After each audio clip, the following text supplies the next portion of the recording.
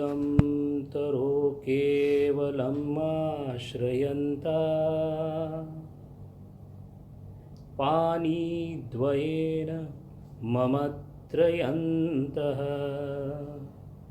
कन्थामपि श्रीमैव कुत्सियन्तः कौपीनवन्ताः खलु भाग्यवन्तः.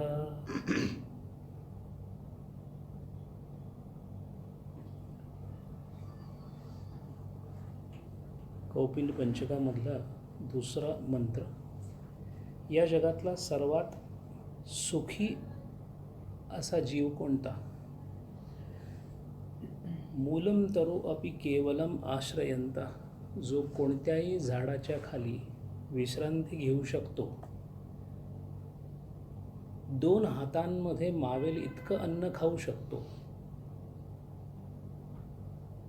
आणि एखाद्या गोधडीप्रमाणे संपत्तीला ठोकरू शकतो, असा केवळ एक कौपिनधारी योगी हाच या जगामधला अत्यंत सुखी जीव असू शकतो. स्वामीजींच्या आवडत्या कौपिन पंचकातलं एक पंचक.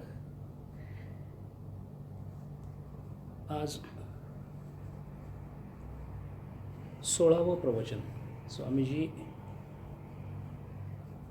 पार्लमेंट ऑफ रिलिजन्स दिग्विजय संपन्न केल्यानंतर 3 अवस्थांमधून स्वामीजी गेलेले आहेत. अत्यंत आक्रमक असणाऱ्या अमेरिकेमधल्या धर्मांध असणाऱ्या ख्रिश्चनांच्या विरोधामध्ये स्वामीजींचे विचार समजून घेणाऱ्या अशा लोकांच्या सहकार्यानं एक एकटा संन्यासी योद्धा 4 वर्ष अमेरिकेमध्ये लढत होता. कोणालाही पराभूत करायचं नव्हतं, कोणत्याही धर्माचं श्रेष्ठत्व संपादन करायचं नव्हतं, कोणत्याही धर्माला मागे टाकायचं नव्हतं. खरा हिंदू धर्म समजावून सांगायचा होता, खरी उपनिषदं समजावून सांगायची होती, खरं तत्त्वज्ञान सांगायचं होतं, खरा ख्रिश्चन धर्म शिकवायचा होता, खरा इस्लाम शिकवायचा होता, खरा जैन धर्म शिकवायचा होता. म्हणून या सगळ्या धर्मांचं ज्ञान असणारे आणि ज्ञानाबरोबरच ब्रह्माचा केवळ अनुभव नव्हे तर जे ब्रह्मामध्येच रत किंवा रममान होते असे स्वामीजी, ज्यांना योद्धा संन्यासी किंवा वॉरियर मॉन्क असं संबोधलं जातं, हे नाव रोमारोलांनी दिलेलं आहे, वॉरियर मॉन्क. स्वामीजी शिवाचा अवतार होते. जे जे काम केलं ते अत्यंत तडफेने केलं. ज्या वेळेला स्वामीजी हे कार्य करत होते त्यावेळेला वय अवघं 30 वर्षांचं होतं. अचानक मिळालेल्या प्रसिद्धीमुळे स्वामीजींना अमेरिकेच्या अत्यंत श्रीमंत घरांमधून प्रवचनांसाठी आमंत्रणं यायला लागली. मोठ्या मोठ्या घरांमध्ये स्वामीजी प्रवचन द्यायला जायला लागले. अत्यंत श्रीमंत मिलियनर्स, लक्षाधीश लोक त्या काळची, जॉन डी रॉकफेलर धरून अत्यंत तल्लख तत्त्वज्ञानामध्ये श्रेष्ठ असणारे हार्वर्डसारख्या विद्यालयातले हेड ऑफ डिपार्टमेंट्स, अत्यंत तल्लख रिसर्च सायंटिस्ट, निकोल टेस्लासारखा इलेक्ट्रिसिटीचा जनक असणारा माणूस खिडकीच्या बाहेर उभा राहून स्वामीजींची प्रवचनं ऐकू लागला. प्रत्येकाला स्वामीजींच्या प्रवचनामध्ये काहीतरी आपल्याला घेण्यासारखं हे निश्चित वाटलं. अगदी लहान असणारं ज्यांच्याकडे राहत असत तिथलं लहान बाळसुद्धा स्वामीजींच्यावर प्रेम करायचं आणि अत्यंत वृद्ध, अत्यंत तल्लख, अत्यंत विद्वान, त्या काळी प्रतिभावान असणारे जे कवी होते त्या कवींपैकी काही लोक त्यांच्याकडे होती. त्या काळची अत्यंत उच्च हुद्द्यावर असणारी जी लोक, म्हणजे बॅगेल बाई ज्या होत्या त्या मिशिगन प्रांताच्या गव्हर्नर होत्या, त्यांच्या घरामध्ये सुद्धा प्रवचनं झाली. आणि असं सगळं होऊन, इतकी प्रसिद्धी मिळून, इतकी टीका होऊन, इतके पैसे मिळून कोणत्याही प्रकारचा पैशाचा किंवा अभिमानाचा लवलेश न होता स्वामीजी संपूर्ण अमेरिकेमध्ये फिरत होते. काळ असा होता की काळा रंग किंवा ब्राऊन कलर म्हणजे भारतीय रंगाचा जर कोणी तिथे आला तर त्याला कोणत्याही हॉटेलमध्ये प्रवेश मिळत नव्हता. स्वामीजींच्या अडचणी प्रचंड होत्या. आणि जेव्हा हे प्रवचनांचं सत्र चालू झालं. सगळीकडे स्वामीजींनी सनातन हिंदू धर्मामधला वेदांताचा विचार सांगायला सुरुवात केली. तोपर्यंत हिंदू धर्माची व्याख्या किंवा संकल्पना जी अमेरिकेमध्ये माहिती होती ती इतकीच होती की काही गरीब देशातल्या भारतामध्ये राहणाऱ्या अत्यंत जातींमध्ये विभागलेल्या लोकांचा एक धर्म, ज्या धर्मामध्ये सगळे प्राणी पूजले जातात, सगळ्या मूर्ती पूजल्या जातात, कोणत्याही देवळामध्ये लोक जातात, कोणत्या तरी दगडाच्या मूर्तीला नैवेद्य दाखवतात, अशी साधारण हिंदू धर्माची व्याख्या असणाऱ्या देशातून अत्यंत तर्कबुद्धीने आपल्या धर्माला on the basis of fundamental reasoning उभा करणारा, म्हणजे कारण मीमांसेसहित न्यायशास्त्रासहित उभा करणारे स्वामीजी तिथे गेल्यानंतर 3 टप्प्यांमध्ये त्यांनी काम केलेलं आपल्याला दिसतं. पहिल्या टप्प्यामध्ये एखाद्या श्रीमंत लोकांनी त्यांना घेरून टाकला. असंख्य निमंत्रण आली. स्वामीजी झंझावातासारखे फिरले. न्यूयॉर्क स्टेटपासून ते अगदी कॅलिफोर्नियापर्यंत त्यांचा प्रवास झाला. एका दिवसामध्ये 3 प्रवचनं झाली. 6-6 तासाचा प्रवास आणि 2-2 तासाची 3 प्रवचनं असासुद्धा त्यांनी प्रवास केला. याच काळामध्ये दुसऱ्या टप्प्यामध्ये तिथे भाषण करण्यासाठी असणाऱ्या ज्या संस्था आहेत त्या संस्थेशी करार झाला. त्या करारानुसार भाषणं करायला सुरुवात केली आणि ज्या संस्थेशी करार झाला त्याच्या असं लक्षात आलं की स्वामीजी जेव्हा बोलतात तेव्हा हजारोच्या संख्येने लोक येतात. उत्पन्नाच्या दृष्टीने हा अत्यंत योग्य माणूस आहे म्हणून त्याने स्वामीजींच्याकडून इतकं काम करून घेतलं आणि स्वामीजींनी केलंसुद्धा, कारण स्वामीजींचा हेतू पैसे मिळवणे हा कधीच नव्हता. या संस्थेने मिळवलेल्या पैशापैकी 5% मानधन स्वामीजींना मिळालं नाही, पण ते पैसेसुद्धा स्वामीजी कधी हाताने मोजत नसत. स्वामीजींचा पैशाबद्दल असणारा दृष्टिकोन किती उदार होता हे सांगायचं झालं तर स्वामीजी एका चर्चमध्ये एका व्याख्यानाला गेले होते. ख्रिश्चन धर्मावर सेंट जॉनवरचं ते व्याख्यान होतं. त्या व्याख्यानाला स्वामीजी गेले आणि ज्यांनी हे व्याख्यान केलं, प्रवचन केलं, त्यांनी असं आव्हान केलं की आपल्या या चर्चच्या या धर्माच्या प्रसारासाठी पैसे लागतात, तेव्हा जेवढं शक्य असेल तेव्हा तुम्ही ऐच्छिक पद्धतीने काही दान देता आलं तर पहा. म्हणून काहींनी 5 सेंट, 10 सेंट, 50 सेंटपर्यंत पैसे दिले. अशा वेळेला स्वामीजीने आपल्या खिशामध्ये हात घालून $100 त्या झोळीमध्ये टाकले आणि टाकताना त्यांनी असं बघितलं की खिशात काही शिल्लक राहणार नाही. बरोबर आलेल्या बाई म्हणाल्या की स्वामीजी असं करायचं नसतं, इतके पैसे दिले जात नाहीत. त्या म्हणाल्या नाही, त्याने मागितले, मी दिले. पैशाच्या बाबतीत स्वामीजींचा दृष्टिकोन असा होता की पैसा किंवा वित्त हे केवळ प्रारब्धाप्रमाणे तुमच्या नशिबामध्ये असेल. आलेल्या पैशाचा उपयोग हा कोणाच्या तरी कल्याणासाठी जर होत नसेल तर त्या पैशाचा अपव्यय झाल्यासारखं आहे, असं स्वामीजींचं मत होतं. असे स्वामीजी जेव्हा त्यांच्या असं लक्षात आलं की या लेक्चरमुळं त्यांना फार ठिकाणी राबवलं जात आहे आणि त्यांच्या जीवावर पैसे मिळवले जातात, त्याच्यानंतर स्वामीजींनी हा करार मोडलेला आपल्याला दिसतो. स्वामीजी तिथून 3ऱ्या टप्प्यामध्ये शिरलेले दिसतात आणि आता स्वामीजींनी असं ठरवलं की प्रवचनं करेन पण मोजकी, थोडकी आणि त्यांच्याच भाषेत इंग्रजीमध्ये लिहिलेल्या एका पत्रानुसार सांगायचं, I will stop strewing the pearls in front of the lowly people, rather I shall fire up some of the souls and transform them in to a yogi. असं त्यांनी मेरी हेल नावाच्या बाईंना जे पत्र लिहिलं त्याच्यामध्ये लिहिलेलं आहे. आणि त्याच्याप्रमाणे स्वामीजींनी आपली 1894मध्ये ग्रीन एकर नावाच्या जागी कॉन्फरन्स भरवली होती. त्या कॉन्फरन्समध्ये स्वामीजी गेले. कॉन्फरन्सचा हेतू आपण मागच्या वेळेला पाहिला. सारा फार्बर नावाच्या बाईंनी हा कॉन्फरन्स भरवली होती. याच्यामध्ये सगळ्या धर्माच्या लोकांनी यावं, चांगले चांगले विचार सांगावेत, प्रत्येकाचे विचार एकामेकाने ऐकावेत, असा त्याचा साधारण बेत होता. स्वामीजींच्या प्रवचनांचा प्रभाव इतका मोठा होता, त्या ग्रीन एकर कॉन्फरन्समध्ये असणाऱ्या सगळ्या श्रोत्यांना सोडून स्वामीजींना दिवसाला 9-9 तास भाषणं करावी लागली. स्वामीजी जेवणासाठी सुद्धा जरी थांबले तरी तिथे आलेले लोक स्वामीजींचं जेवण होईपर्यंत थांबायचे, अजून हातसुद्धा धुतले नाहीत तोपर्यंत स्वामीजींना कुठला तरी विषय दिलेला असायचा. गमतीचा भाग असा होता की विषय हा ऐकणाऱ्यांनी निवडायचा आणि स्वामीजींनी बोलायचं. स्वामीजींच्याकडे कोणत्याही प्रकारचं पुस्तक नव्हतं, कोणत्याही प्रकारचं असं काही त्यांनी स्वतःचं असं हस्तलिखित किंवा कुठलं मटेरियल बरोबर लिहिलेलं नव्हतं. त्यामुळे कोणताही विषय असेल, आणि आपण मागं पण पाहिलं स्वामीजींना इतके वियर्ड विषय दिले गेले होते. भारतातील चांदीचा व्यापार या विषयावर सुद्धा स्वामीजींनी प्रवचन केलेलं आहे. आणि तेच छांदोग्य उपनिषदातील esoteric ideas of Chandogya Upanishad असं सुद्धा त्यांनी लेक्चर केलेलं आहे.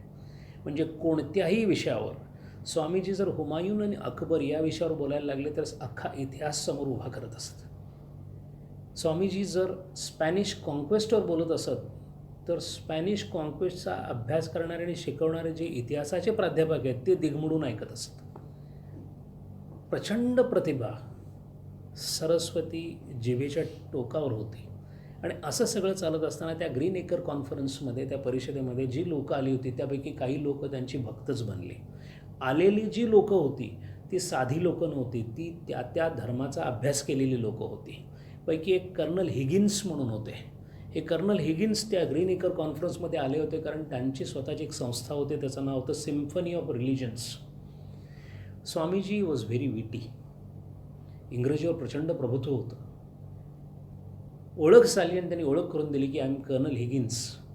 अमेरिकेच्या सिव्हिल वॉरमध्ये डेकोरेटेड कर्नल होते. ते प्रतिभावान होते, शिकलेले होते आणि त्यांची स्वतःचा उदारमतवादी दृष्टिकोन असल्यामुळे सगळ्या धर्मांचा तौलनिक अभ्यास व्हावा असा त्यांचा विचार होता. म्हणून त्यांनी आपल्या संस्थेचं नाव सिम्फनी ऑफ रिलिजन असतं. स्वामीजींची ओळख झाल्यानंतर स्वामीजी म्हणाले की तुमची संस्था आणि माझे विचार एकच आहेत.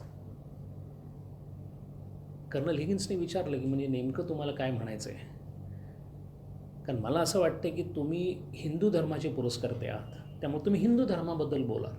त्यावेळेला स्वामीजींनी एक उत्तर खूप छान दिलेलं आहे. Symphony is possible when all the instruments are tune to perfection and they all work in unison. God has created different religions as different instruments, and all of them, when they vibrate together in unison, a symphony is created. Why take one instrument away and keep fiddling it? इतके उच्च विचार स्वामीजींचे धर्मांबद्दल होते. धर्मामध्ये असलेल्या अंध प्रवृत्तींचा अनादर करणे किंवा त्यांना बाजूला टाकणे याबद्दल स्वामीजींच्या ठाम श्रद्धा होती. पण कोणत्याही धर्माला तिरस्कार करणे, कोणत्याही धर्माला बाजूला टाकणे असा त्यांचा कधीही उद्देश नव्हता. आणि म्हणून याच कारणाने बऱ्याच ठिकाणी स्वामीजी ज्या वेळेला ख्रिश्चन धर्मावर बोललेले त्या त्यावेळेला बऱ्याच श्रोतांना स्वामीजी जीजससारखे दिसलेले आहेत. त्यांच्या 2 शिष्यांना तरी ते लिव्हिंग जीजस असेच वाटत होते. असे स्वामीजी ह्या कर्नल हिगिन्स जे होते यांची ओळख झाल्यानंतर हिगिन्सने सांगितले की ही परिषद संपल्यानंतर माझं गाव आहे प्लायमाउथ, न्यूयॉर्कच्या जवळ आहे, तेव्हा तुम्ही प्लायमाउथला या आणि माझ्याकडे माझी विनंती आहे, एक माझ्याकडे तुम्ही लेक्चर करा. स्वामीजींनी विनंती मान्य केली. ते प्लायमाउथला गेले आणि प्लायमाउथला गेल्यानंतर त्यांचं पहिलं तिथे भाषण झालं. हे भाषण झाल्यानंतर स्वामीजींची अशी एक खासियत होते की ते एखाद्या भाषणासाठी जायचे. तसा विचार केला तर भारतामध्ये जर एखाद्याने अद्वैत धर्मावर भाषण ठेवलं तर त्याला 10 माणसं येतील की नाही शंका आहे. कारण उपनिषदांचा अभ्यास करणारे अत्यंत कमी लोक. स्वामीजी कधीही उपनिषदांच्या तत्त्वज्ञानाव्यतिरिक्त हिंदू धर्माबद्दल अजिबात बोलत नसत. तेव्हा इतका अवघड गहन विषय असून सांगणारा वक्ता इतका प्रभावी होता की स्वामीजी बोलायला उभा राहिल्यानंतर जी संख्या वाढायची. म्हणून हे जे एक भाषण झालं हिगिन्सचं सिम्फनी ऑफ रिलिजन या संस्थेच्या खाली, त्या एका भाषणामध्ये जी लोकं आली होती त्या लोकांना ते इतकं आवडले की त्या सगळ्यांनी मिळून प्रवचन झाल्यानंतर स्वामीजींना थांबवलं. स्वामीजींच्या लक्षात आलं, कारण हे इतक्या ठिकाणी झालं होतं. सगळ्यांनी सांगितलं की स्वामीजी जर तुम्ही मान्य करत असाल तर अजून एक प्रवचन उद्या आपण घेऊया. सगळ्यांचा आग्रह बघून कर्नल हिगिन्स त्यांच्याकडे त्यांनी पाहिलं. ते म्हणाले, you only said that the symphony must go on, so you have to carry on with the lecture tomorrow. स्वामीजींनी मान्य केलं आणि दुसऱ्या दिवशी इमर्सन नावाचा एक तत्त्वज्ञ होऊन गेला. त्या तत्त्वज्ञानाची जी एक संस्था होती त्या इमर्सन इन्स्टिट्यूटमध्ये त्यांचं भाषण झालं. इमर्सन इन्स्टिट्यूटच्या लोकांनी स्वामीजींना आल्यानंतर प्रत्येकजण आपल्या संस्थेची ओळख करून देतो. स्वामीजींना काहीतरी सांगायला सुरुवात केली की ही राल्फ वाल्डो इमर्सन हे नाव त्या तत्त्वज्ञानाचं. फार उत्कृष्ट तत्त्वज्ञ होता. थोरो चं नाव बऱ्याच जणांनी ऐकलं असेल. या थोरोचा गांधीजींच्यावर खूप प्रभाव होता. हा थोरो म्हणजे इमर्सनच्या बरोबर काम करणारा, आणि हा राल्फ वॉल्डो इमर्सन हा अमेरिकेच्या तत्त्वज्ञानाचा जनक संबोधला जातो. या इमर्सनचीही इन्स्टिट्यूट असल्यामुळे आल्या आल्या स्वामीजींना ओळख करून द्यायला त्यांनी सुरुवात केली की हे राल्फ वॉल्डो इमर्सन इतकं बोलले. त्याच्यानंतर स्वामीजींनी त्यांना इमर्सनबद्दल पूर्ण माहिती सांगितली. अशी काही इमर्सनची माहिती सांगितली की त्या संस्थेच्या अधिकाऱ्यांना इमर्सनबद्दल तितकी माहिती नव्हती.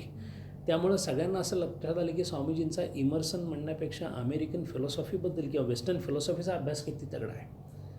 आणि हे जे हिगिन्स होते यांच्याबरोबर एक डॉक्टर जेन्स म्हणून तिथं आले होते. डॉक्टर जेन्सना याचं फार कौतुक वाटलं की हा माणूस दिसतोय भगवे कपडे घातलेला, पाश्चिमात्य तत्त्वज्ञानांच्याबद्दल बोलतोय इमर्सनबद्दल, आणि हे स्वतः डॉक्टर जेसन हे स्वतःला स्पेन्सरियन म्हणून घेत असेल, कारण ते हर्बर्ट स्पेन्सर नावाच्या तत्त्वज्ञानाचे विचार ते अनुकरण करत होते. म्हणून त्यांनी आपली ओळख करून दिली की Swamiji, I am doctor Janes, I am follower of Herbert Spencer. स्वामीजींनी ताबडतोब उत्तर दिले की I love him very much. त्यांनी विचारले की तुम्ही वाचलं आहे का म्हणून. स्वामीजी म्हणाले वाचलेलं नाही, मी त्याच्या पुस्तकाचं भाषांतर केलेलं आहे म्हणजे जेव्हा कॉलेजमध्ये होतो तेव्हा. And I have written to Herbert Spencer. Incidentally या हर्बर्ट स्पेन्सरनी स्वतः पत्र लिहून स्वामीजी 12वीत असताना स्वामीजींचं कौतुक केलं होतं. आणि ही used a word called he is a boy with a precocious intelligence. इतका स्वामीजींचा स्पेन्सरवरचा भर होता. स्वामीजींच्या प्रतिभेने हे दोघेच्या दोघे अत्यंत दिपून गेले होते. ते दुसरं जे प्रवचन होतं ते सुद्धा खूप रंगलं, खूप आवडलं. परत डिमांड आली की आणखीन काही प्रवचन करता येतील का. स्वामीजींनी नकार दिला, कारण पुढे प्रवचनासाठी त्यांना तिथून जायचं होतं. आणि त्याच वेळेला त्यांना ॲनिस्काम नावाची जी जागा होती या जागी बोलणं आलं होतं. ॲनिस्काम म्हणजे आपण मागे बघितलं होतं एक समुद्राकाठी असणारं छान पर्यटन स्थळ. या ॲनिस्काममध्ये प्रोफेसर राईट म्हणून जे होते, ज्यांनी स्वामीजींना पार्लमेंट ऑफ रिलिजन या कॉन्फरन्समध्ये प्रवेश मिळवून दिला, ते जॉन राईट. हे जॉन राईट हार्वर्डमध्ये, केम्ब्रिजला, हार्वर्ड युनिव्हर्सिटीमध्ये तत्त्वज्ञानाचे प्राध्यापक होते. हाच माणूस ज्यांनी स्वामीजींना असं सांगितले की स्वामीजी, तुमच्याकडून एखाद्याचं रेफरन्स लेटर मागणे म्हणजे सूर्याला प्रकाशनाचा अधिकार विचारल्यासारखं आहे, ते हे प्रोफेसर राईट. याच गावी बहुतेक श्रीमंत अमेरिकन लोकांची समर हाऊसेस असायची. यापैकी एक समर हाऊस मिसेस बॅगले म्हणून ज्या होत्या त्यांचे. या बॅगले म्हणजे त्या मिशिगनच्या ज्या गव्हर्नर होत्या त्यांच्या पत्नी. या बॅगलेंनी स्वामीजींना सांगितलं होतं की तुम्ही सुट्टी घालवण्यासाठी माझ्याकडे या. आणि म्हणून जसा प्लायमाऊथची ही 2 भाषणं संपली, स्वामीजी ॲनिस्काम नावाच्या गावी गेले. या ॲनिस्काम याच गावी स्वामीजींनी त्यांच्या आयुष्यातलं अमेरिकेतलं पहिलं प्रवचन केलेलं होतं. पार्लमेंट ऑफ रिलिजन्सची जे प्रवचन झालं त्याच्या अगोदर 2 आठवडे याच ॲनिस्काम गावी स्वामीजींचं पहिलं प्रवचन झालं होतं. आता परत स्वामीजी तिथं पोचले होते आणि स्वामीजींच्या अमेरिकेतल्या वास्तव्याला 1 वर्ष पूर्ण झालं होतं. 1894 संपत यायला लागला होता. 31 मे 1893ला स्वामीजींनी मुंबई सोडलेलं होतं. सप्टेंबरमध्ये आपली कॉन्फरन्स संपली होती. त्याच्यापासून या सप्टेंबरपर्यंत 1 वर्ष झालं होतं. स्वामीजी आनंदाने तिथे गेले आणि तिथं गेल्यानंतर तिथली जी लोकं होती त्यातल्या बऱ्याच लोकांना हेही माहिती होते की असा एक साधू इथं पूर्वी येऊन गेला होता आणि तोच नंतर इतका प्रसिद्ध झाला होता. कारण 1 वर्षामध्ये स्वामीजी जवळजवळ अमेरिकेच्या अर्ध्या भागामध्ये प्रसिद्ध झाले होते. स्वामीजींचं नाव वर्तमानपत्रातून सुद्धा बाहेर होतं, लोकांच्या संपर्कामधून सुद्धा वाढलेलं होतं. त्यामुळे जेव्हा स्वामीजी ॲनिस्काममध्ये आले तेव्हा बऱ्याच लोकांनी गर्दी केली त्यांचं परत स्वागत करण्यासाठी. स्वामीजींचं स्वागत झालं, प्रवचनं झाली. तिथल्या मिशनरी जे होते त्यांनी एका चर्चमध्ये प्रवचनं घडवून आणली. आणि गमतीचा भाग म्हणजे स्वामीजींच्या तरुण व्यक्तिमत्वाकडे बघून तिथं सुट्टी घालवण्यासाठी आणि तिथले ॲनिस्काममधले रहिवासी असे जे तरुण लोक होते, स्वामीजींच्याकडे तरुण लोक जास्त आकर्षित व्हायचे, कारण ते स्वतः 30 वर्षाचे होते. काही लोकांनी असंही लिहून ठेवलं की स्वामीजी तिथे बीचवर, स्वामीजींना पोहायला खूप आवडायचं म्हणून त्या तिथल्या बीचवर जाऊन स्वामीजी पोहायला जायचे. पण बऱ्याच वेळेला असं व्हायचे की स्वामीजी बीचवर गेल्यानंतर बरीचशी तरुण मुलं आणि मुली किंवा माणसं स्वामीजींच्याकडे फक्त बघत असायचे. स्वामीजींचं पाण्यामध्ये जाणं, पाण्यामध्ये पोहणं हेच सुद्धा लोक पाहत बसायचे. इतका त्यांच्यामध्ये काहीतरी एक विचित्र प्रकारचं आकर्षण होतं. स्वामीजींची चाल आकर्षक होती, स्वामीजींचं बोलणं आकर्षक होतं, स्वामीजींचे डोळे आकर्षक होते आणि स्वामीजींचं नुसतं असणंसुद्धा आकर्षक होतं. म्हणून स्वामीजी जिथं जिथं गेले तिथे कॅनव्हासिंग करावं लागलेलं नाही आहे. एक कुठेतरी असं भिंतीवर काही लावलेलं असेल की आज किंवा या रविवारी दुपारी 3 वाजता अमुक अमुक विषयावर, वेदांत विषयावर स्वामी विवेकानंद या माणसाचं भाषण आहे, एवढं असं लिहिलेलं असायचं. आणि येणारे जाणारे लोक त्या रस्त्यावरची जी असतील त्यांनी कदाचित ते पाहिलेलं असेल. पण तेवढ्या एका छोट्याशा या ॲडव्हर्टाईजमेंटवर सुद्धा 800-800, 2,000 लोक, 2,000 लोक स्वामीजींच्या प्रवचनाला यायचे. जो एकदा आला तो स्वामीजींचा पत्ता शोधत असायचा. हे पत्ता शोधणं प्रकरण किती मोठं होतं याचं एक उदाहरण असं आहे. मेरी फंकी नावाची एक शिष्या होती स्वामीजींची, पुढे शिष्याच झाली त्यांची. ही मेरी फंकी आणि तिची मैत्रीण या दोघींनी डेट्रॉईटमध्ये स्वामीजींचं भाषण ऐकलं. भाषण ऐकायच्या अगोदरचा त्यांचा संवाद असा होता की काहीतरी एक विचित्र माणूस आलेला आहे, तो म्हणे इंडियाचा आहे, तो म्हणे डोक्यावर काहीतरी घालतो, ती वेगळी कॅप आहे, त्याला एक शेपूट आहे, असं काहीतरी ते बोलणं चाललं होतं. ती दुसरी मैत्रीण अशी मेरी फंकी अशी म्हणाली आपल्या मैत्रिणीला की खरं सांगू का, मी इतक्या चर्चेसमध्ये जाऊन आले, मला कुठेही असं काही ज्ञान सापडलं नाही, शांती सापडली नाही. फक्त आपण संडेला जातो, मास असतो, ते करतो, हे करतो, त्याच्यातून काही उत्तरं मिळत नाही आहेत. ती दुसरी मैत्रीण असं म्हणाली की आता सगळं झालेलंच आहे, एखाद्या वेळा ऐकून बघायला काय फरक पडतो. म्हणून त्या दोघीही स्वामीजींच्या डेट्रॉईटमधल्या प्रवचनाला आल्या होत्या. पहिल्याच प्रवचनाला आल्यानंतर प्रवचन सुरू व्हायच्या अगोदर स्वामी जेव्हा डायसवर आले तेव्हाच त्या बाईंना असं वाटलं की माझे बरेचसे प्रश्न संपलेले आहेत. अजून स्वामीजींनी तोंडच उघडलेलं नव्हतं. स्वामीजी बोलायला लागल्यानंतर त्यांनी फार वर्णन छान दिलं आहे की स्वामीजी बोलायला लागले, मला सत्य म्हणजे काय हे कळलं. I came to know what is truth in life. Then again he spoke, again I came to know truth in life. Then the second day again the truth came, and then the truth came, and the truth after truth came, and I was absolutely drenched in truth, असं तिने लिहून ठेवलं आहे. गमतीचा भाग असा झाला की डेट्रॉईटमध्ये स्वामीजींचा फार झंझावात दौरा झाला होता. एका वेळेला जवळजवळ 7-8 न्यूजपेपर त्यांच्या विरुद्ध लिहित होते. सगळे मिशनरी त्यांच्यावर तुटून पडले होते. स्वामीजींचं कॅरेक्टर ॲसेसिनेशन करण्याचा प्रयत्न चालला होता. स्वामीजींच्यावर आहाराचे आरोप लावले गेले, स्वामीजींच्यावर स्त्रियांचे आरोप लावले गेले. स्वामीजी एकटे शांतपणे आपलं काम करत करत पुढं जात होते. या सगळ्या गदारोळामध्ये या दोघी, स्वामीजी डेट्रॉईटमधून निघून गेले आणि त्यांना नंतर कळेना स्वामीजी गेले कुठं.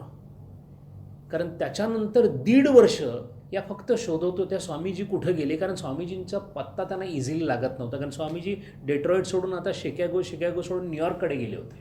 त्यामुळे त्यांना असं वाटलं की बहुतेक भारतातून आले होते, भारतात परत गेले असतील. तेवढ्यात कोणीतरी सांगितले की अरे नाही, हे स्वामीजी इथंच आहेत अजून. 1.5 वर्ष या 2 मुली स्वामीजींचं परत भाषण ऐकायचं, किती ओढ त्यांच्या प्रवचनाची लागत होते सांगण्यासारखं आहे. आणि जेव्हा त्यांना असं कळालं की 1000 आयलंड पार्क, न्यूयॉर्कपासून 300 मैलावर सेंट लॉरेन्स नदीमध्ये एक आयलंड आहे आणि तिथं स्वामीजींची प्रवचन होणार आहेत असं कळालं केव्हा, दुपारी 3 ते 4 वाजता त्यांना कळालं. त्या 2 मुलींना त्या कुठे होत्या, त्या 200 मैल न्यूयॉर्कपासून दूर होत्या. म्हणजे 200 मैल न्यूयॉर्कपर्यंत येण्यासाठी आणि 300 मैल बेटावर जाण्यासाठी 500 मैलाचं अंतर होतं. दुपारी 4 वाजता बातमी कळली. दोघींनी ठरवलं की उद्या सकाळी उठल्या उठल्या पहिल्यांदा 1000 आयलंड पार्क. त्या निघाल्या तिथून 200 मैलाचा प्रवास केला, बोटीमध्ये बसल्या, 1000 आयलंड पार्कवर उतरल्यानंतर सगळं माहिती पडलं. पण आयलंड पार्क मोठा आहे, कुणाकडे आलेत. रात्रीची वेळ, इलेक्ट्रिसिटी नव्हती अजूनही, इलेक्ट्रिसिटी तिथंपर्यंत आली नव्हती. इलेक्ट्रिसिटी अजूनही टेस्ला वगैरे तिथंच बसले होते, एडिसन तिथंच होता.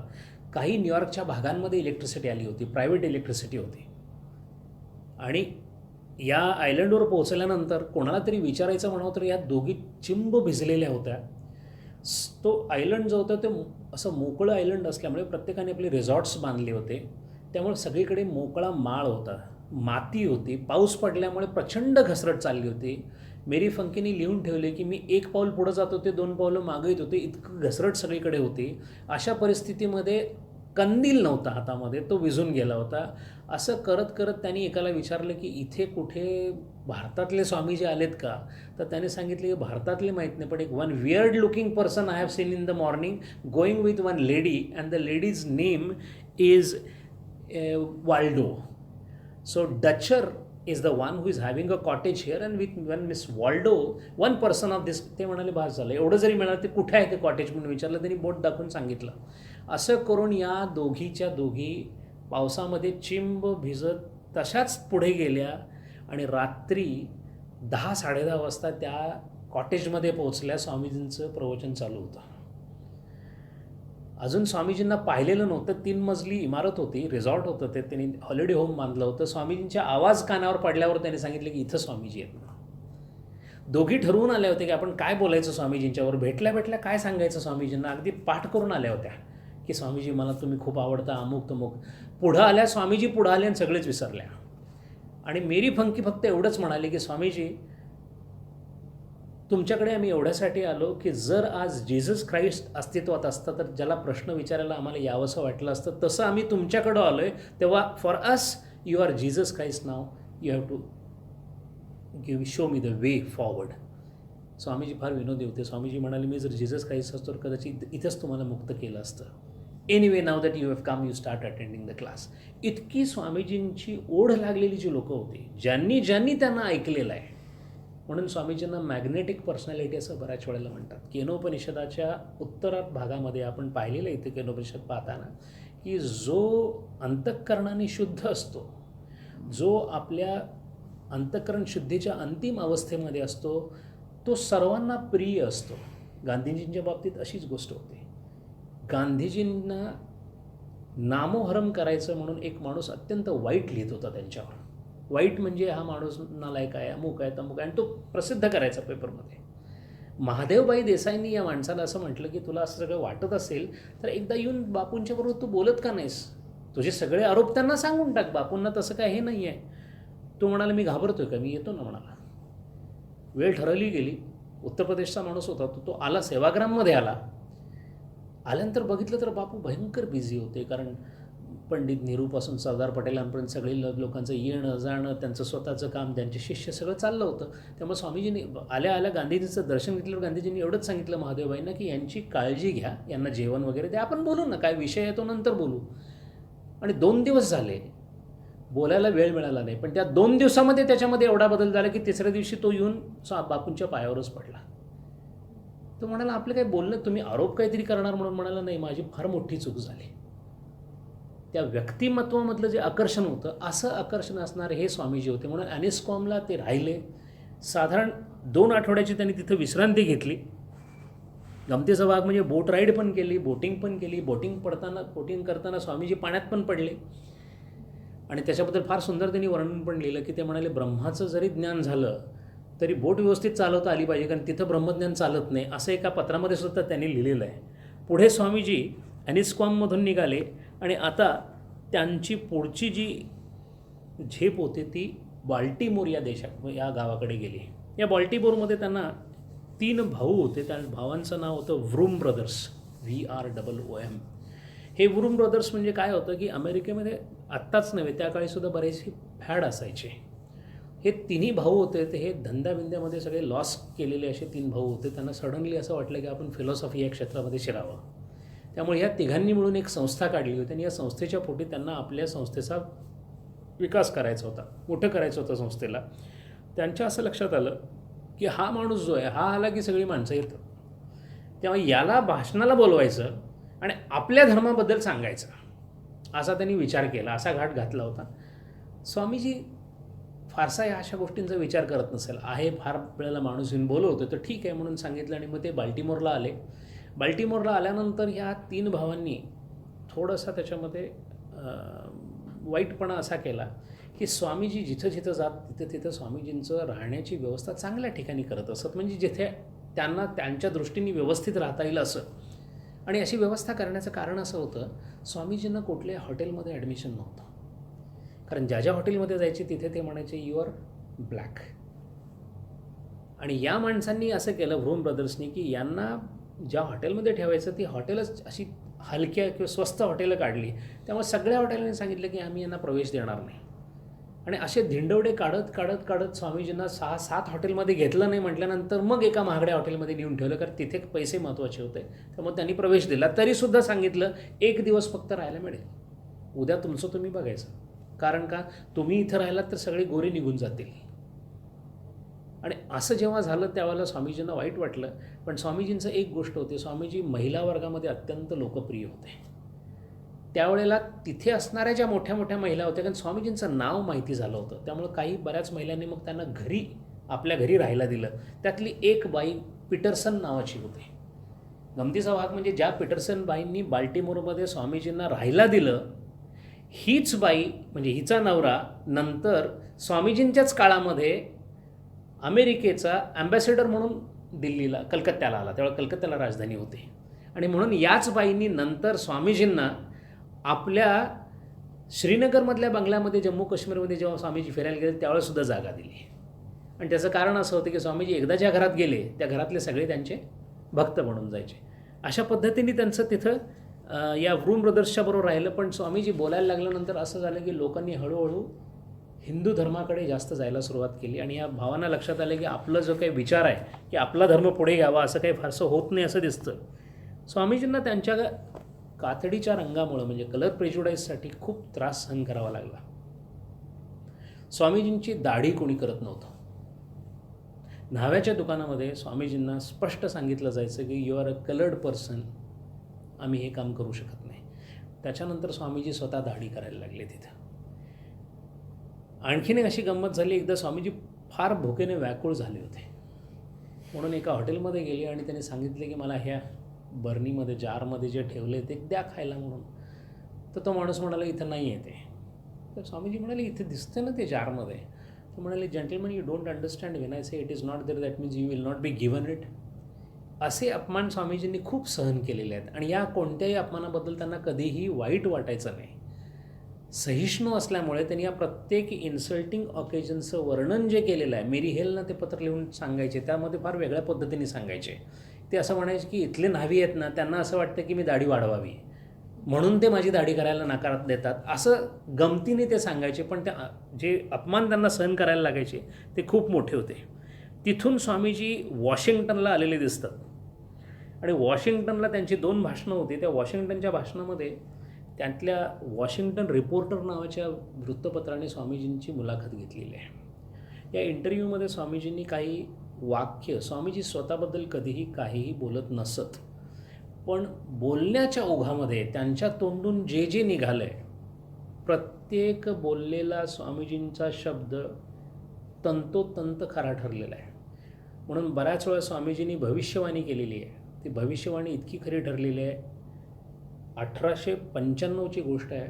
स्वामीजी आपल्या शिष्येबरोबर बसले होते आणि विषय होता की does spirituality have any role in politics. त्यांचं असं म्हणणं होतं की spirituality is different, politics is different. आणि स्वामीजी म्हणायचे या जगामध्ये एकच पॉलिटिक्स आहे, that is spirituality. Apart God there is nothing in this world. You go away from the God, you are definitely in sufferings and sorrows. You come close to the God, the sorrows and sufferings will go away. God is attainable असं स्वामीजी म्हणायचे. And not only attainable, to attain God is my duty. And that is why he is to say, त्यांचं एक महत्त्वाचं वाक्य होतं की we are servants of God, ignorant call us man, असं त्यांचं वाक्य होतं. आणि म्हणून स्वामीजी जेव्हा त्या शिष्याशी बोलत होते त्यावेळेला असं म्हणाले की तिने असं विचारलं की what makes you think Swamiji that spirituality is connected with politics. आणि स्वामीजींनी त्यावेळेला असं सांगितलं, why can't you see it what I can see. The Europe is setting on the tip of volcano. Unless the metaphysics or the spirituality comes in, there could be a big blast in that place. 1914ला पहिलं महायुद्ध झालं. स्वामीजींनी अशी भाकितं भारत देशाबद्दल केलेली आहेत, ती आता म्हणजे भाषणाच्या ओघामध्ये पुढे येतील. पण त्यांनी ज्या पद्धतीने सांगितलं त्यावेळेला, 1894ची गोष्ट आहे. आज आपण त्या धर्मांची जी भांडणं पाहतो, आज इस्लामचं झालेलं जे स्खलन आहे ते पाहतो, हे सगळं स्वामीजींनी आपल्या भाषणांमध्ये फ्युचर ऑफ रिलिजन या विषयावर बोलताना बोललेले आहेत ते. आणि म्हणून जेव्हा ते वॉशिंग्टनला आले तेव्हा त्यांनी एक मुलाखत दिली. त्या मुलाखतीत त्यांनी असं सांगितलं आहे, what Buddha has done to east, Vivekananda has done to the west. मी या कामासाठी इथं आलेलो आहे असं त्यांनी स्पष्ट सांगितलं आहे. आणि I am a world teacher अशी स्पष्ट कबुली आपल्या इंटरव्ह्यूमध्ये स्वामीजींनी दिलेली आहे. आणि याचं म्हणजे ही द्विरुक्ती झाली कारण रामकृष्ण परमहंसांनी नरेंद्राला म्हणजे स्वामी विवेकानंदांना त्यावेळेला सांगितलं होतं की you will be a world teacher. आणि त्यावेळेला स्वामीजी म्हणाले होते I have no interest in doing anything like that. आणि त्याला उत्तर असं दिलं होतं रामकृष्णांनी की your bones will do it. आणि ते जवळजवळ फुल सर्कल ज्याला म्हणतात त्या पद्धतीने ते खरं ठरलं होतं. वॉशिंग्टनमध्ये त्यांची जी मुलाखत झाली त्यामध्ये काही प्रश्न विचारले गेले. त्यातला एक प्रश्न असा होता की पुनर्जन्मावर तुमचा विश्वास आहे असं म्हणता स्वामीजी. तर ही थेरी आहे कारण कोणी पाहिलं आहे पुनर्जन्म, कोणी पाहिलं आहे. आणि पुनर्जन्म असता तर मग मला माझं पास्ट लाईफ का आठवत नाही, मागचं जन्म का आठवत नाही. So perhaps it is just a theory. उत्तर फार छान दिले स्वामीजीने त्याच्याबद्दल की मी माझी पुनर्जन्माची जी थेरी आहे ती मागे घ्यायला तयार आहे, फक्त मला याला काढून जी दुसरी थेरी आणणार ती सांगा. If there is any suitable theory that can replace theory of reincarnation, I am more than welcome to accept it. And since there is none, then immediately the question came, then why is it that you don't remember your past? आणि स्वामीजींनी सांगितलं, who says you can't remember your past? It depends on the power of a yogi to recall the past. आणि मग तो प्रश्न नंतर जो 1901 साली विचारला गेला स्वामीजींना की how many past lives you can recollect. Swamiji said couple of them, but there is no point in talking about it because it has already happened. So the person was very inquisitive. He said, Swamiji, how nice, you can remember your past. He said, no, it is a blessing from God that you don't remember your past. स्वामीजीचं प्रत्येक गोष्टीवरचं जे उत्तर आहे ते खूप ऐकण्यासारखं किंवा लक्षात ठेवण्यासारखं आहे. पुढे स्वामीजी फिलाडेल्फिया, बाल्टिमोर या भागामध्ये फिरत राहिले आणि नंतर स्वामीजी इथून जे आलेले दिसतात ते कॅम्ब्रिजला ओली बुल यांच्या घरामध्ये 5 डिसेंबर ते 28 डिसेंबर 1894 असा प्रदीर्घ काल त्यांनी तिथं विश्रांती घेतलेली दिसते. पण ही नुसती विश्रांती नव्हती. या ओली बुल ज्या होत्या त्या मोठ्याच होत्या कारण त्यांचे जे मिस्टर होते आपण पाहिलं मागच्या वेळा ते त्यावेळेला जगातले सगळ्यात उत्कृष्ट व्हायलिनिस्ट होते आणि त्यांच्या त्या पत्नी असल्यामुळे त्यात श्रीमंतही होत्या. पण त्याला आई म्हणून हाक मारायचे स्वामीजी आणि त्यांचं दोघांचं खूप चांगलं प्रेम होतं. या काळामध्ये सुद्धा स्वामीजी विश्रांतीला त्यांच्याकडे गेले 5 डिसेंबर ते 24 डिसेंबर. पण या काळामध्ये विश्रांतीच्या ऐवजी रोज 3-3 प्रवचनं झाली, फक्त सिलेक्टेड ऑडियन्ससाठी झाली. आणि आता असं लक्षात येते की स्वामीजींचा कल जो होता तो पब्लिक लेक्चरकडे नव्हता. आता त्यांना हजारोंच्या संख्येने लोकांनी यावं असं वाटत नव्हतं. त्यांना असं आता वाटायचं की काही मोजके लोक असावेत. काहीतरी विचार डोक्यामध्ये त्यांच्या चालू होता. तो विचार असा होता की मी इथं आता एक आग तयार केलेली आहे. हे जे काय whatever I have fired here Vedanta ते पुढं घेऊन जाणार कोण असणार आहे. म्हणून मला इथंच शिष्य तयार करावे लागतील. आणि त्यांचं असं मत होतं की ज्या देशामध्ये तुम्हाला शिकवायचं आहे त्या देशातलीच लोकं तुम्हाला शिष्य म्हणून घ्यावी लागतील कारण त्या मार्गाने तो प्रसार जास्त चांगला होऊ शकेल. आणि अमेरिकेला वेदांताची गरज आहे. अमेरिकेला हिंदू धर्माची गरज आहे की नाही माहीत नाही, पण अमेरिकेला वेदांताची निश्चित गरज आहे कारण वेदांत म्हणजेच हिंदू धर्म असं स्वामीजी म्हणायचे. आणि म्हणून या एका कारणासाठी स्वामीजी हळूहळू आता कमी लोकांच्या पुढे बोलायचा प्रयत्न करत होते आणि त्यांच्या मनामध्ये हळूहळू आता विचार येत होते की आता हे सगळं बंद करावं. हे पैसे घेऊन शिकवणं स्वामीजींना पहिल्यापासूनच आवडत नव्हतं. पहिल्यांदा त्यांना असं वाटलं की याच्यातून जर काही 4 पैसे मिळाले तर आपल्या रामकृष्ण आपल्या गुरूंची समाधी बांधता येईल. काही योग्यांना काही आपले गुरुबंधू गरीब आहेत, भिक्षा मागून जगत आहेत, काहीतरी आपल्याला एक असं त्यांच्यासाठी तयार करता येईल. पण तीही इच्छा त्यांची नंतर निघून गेली कारण पैशाशी त्यांचं नातं कधी जमतच नव्हतं. म्हणून बऱ्याच वेळा स्वामीजी आणि मुळात स्वामीजी हे ब्रह्मतादात्म्यात असल्यामुळे त्यांच्या पुढच्या जेवणाची कधीच काळजी करत नसत. मिळालं उत्तम. प्राप्त परिस्थितीनुसार परमेश्वराच्या योजनेने त्यांना अत्यंत चांगल्या ठिकाणी पण खायला मिळालं. आपण मागे पाहिलं 7 स्टार म्हणजे वॉल्डॉर्फ अस्टोरिया आजचं सगळ्यात मोठं समजलं जाणारं जे हॉटेल आहे त्या हॉटेलामध्ये स्वामीजींना जेवण दिलं जायचं. 7 course meal ending at 4 o'clock in the morning अशीही जेवणं झालेली आहेत. आणि हाच माणूस 5-5 दिवस स्वामीजी बिन जेवणाचे सुद्धा उपाशी राहिलेले आहेत आणि दोन्हीकडे तेवढ्याच स्थितप्रज्ञतेने ते चाललेली आहेत. स्वामीजींच्या या काळातला प्रवास पाहण्यासाठी एक महत्त्वाची गोष्ट अशी आहे की स्वामीजी स्थितप्रज्ञ की स्थितधी, आपण जे 2 गोष्टी बघितल्या त्यातल्या कोशामध्ये होते. स्वामी स्थितप्रज्ञ अवस्थेत आपल्याला फार वेळा आढळतात. कारण जितका काही गदारोळ गोंधळ चाललेला असायचा, स्वामीजींच्या भाषणानंतर इतक्या टाळ्या वाजलेल्या असायच्या, त्यावेळेला स्वामीजींना माहितीसुद्धा नसायचं. बऱ्याच लोकांनी स्वामीजींना आठवण करून दिली की स्वामीजी तुम्ही अमुक ठिकाणी भाषण केलं, इतकं ते लोक तुमचं कौतुक करतात वगैरे. स्वामीजी मध्येच विचारायचे कुठे. त्यांना कुठं झालं भाषण हे कळायचं, त्यांना विषय लगेच कळायचा, हो मी बोललो तिथे या विषयावर, पण त्याचा परिणाम काय झाला आहे, लोकांनी माझं किती कौतुक केलं, याच्याकडे त्यांचं अजिबात लक्ष असत नसायचं. म्हणून स्वामीजींना आणि इतके या बाबतीत ते होते, फक्त एकदा एक कात्रण वर्तमानपत्राचं भारतामधून अमेरिकेला पाठवलं स्वामीजींना. त्यात असं लिहिलं होतं की भारतातला एक संन्यासी अमेरिकेमध्ये त्यांनी दिग्विजय प्राप्त केला, अशी बातमी होती. ती बातमी बघून स्वामीजी लाजले, एकटेच होते. इतके ते प्रसिद्धी परान्मुख होते. आणि ते पत्र किंवा ते कात्रण त्यांनी कोणालाही दाखवलं नाही. म्हणजे इतकं यश मिळूनसुद्धा. म्हणून जेव्हा ते परत आले तेव्हा आपल्या शिष्याशी बोलताना त्यांनी एकदा असं सांगितलं आहे की माझ्या गुरूंचा प्रताप तुला सगळ्यात मोठा काय असेल तो मी सांगतो म्हणाले.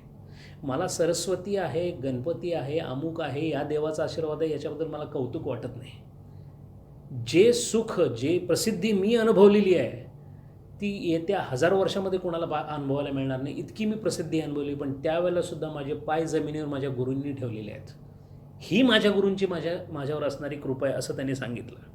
पुढे स्वामी हे सगळं करत असताना भारतातून पत्र यायला लागले. स्वामीजी 1 वर्ष झालं या परत. खेत्रीच्या महाराजांचं पत्र आलं, कारण पत्र लिहिणं चालू होतं, पत्राचं आदानप्रदान चालू होती. त्यामुळे त्याने असं सांगितलं की स्वामीजी तुम्ही इतकं सगळं केलं, आता इकडे या, आता भारताला तुमची गरज आहे, इथे तुमचा सत्कार करूया वगैरे. जुनागडच्या दिवानांनी सुद्धा सांगितलं तुम्ही या म्हणून. पण स्वामीजींनी स्पष्ट उत्तर दिलं की मला नाही येता येणार, माझं काम अजून शिल्लक आहे. आणि हे काम शिल्लक आहे याची तपासणी स्वामीजी नेहमी समाधी अवस्थेमध्ये करत असत. जायचं की नाही हा निर्णय स्वामीजींनी कधीही, म्हणून स्वामीजींना परिषदेसाठी जाण्यासाठी पैसे फार लवकरच मिळाले होते. बराच वेळा स्वामीजींनी मिळालेले पैसेसुद्धा परत देऊन टाकलेले आहेत. पण योग्य वेळ आल्यापर्यंत तुका म्हणे ते नाही चालत तातडी, प्राप्त काळ घडी आल्या विना. आणि प्राप्त काळ घडी आपल्याला कळत नाही. ब्रह्मविद असल्यामुळं स्वामीजींना माहिती होतं की पुढे कार्य अजून काय शिल्लक आहे. म्हणून त्यांनी स्पष्ट पत्र लिहिलं की मला नाही जाता येणार तेवढ्यात, अजूनही मला भारतासाठी इथं काम करायचं आहे. काम अमेरिकेत चाललं होतं पण भारतासाठी चाललं होतं. मग आता प्रश्न असा येतो की तिथं काम करून आमच्यासाठी कसं चाललं होतं.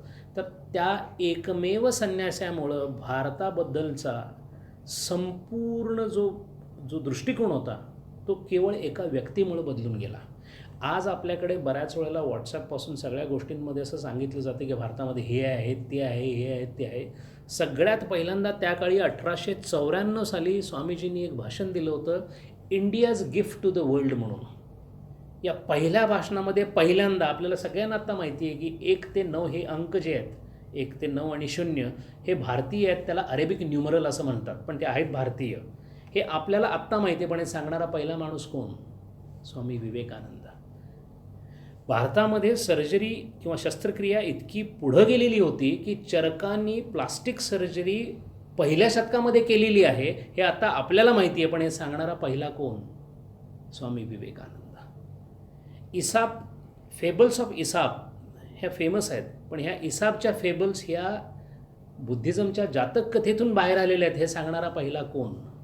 हर्क्युलस सगळ्यांना माहिती आहे, पण हर्क्युलस हा कृष्णावरून स्फुरलेला आहे, हे सांगणारा पहिला कोण?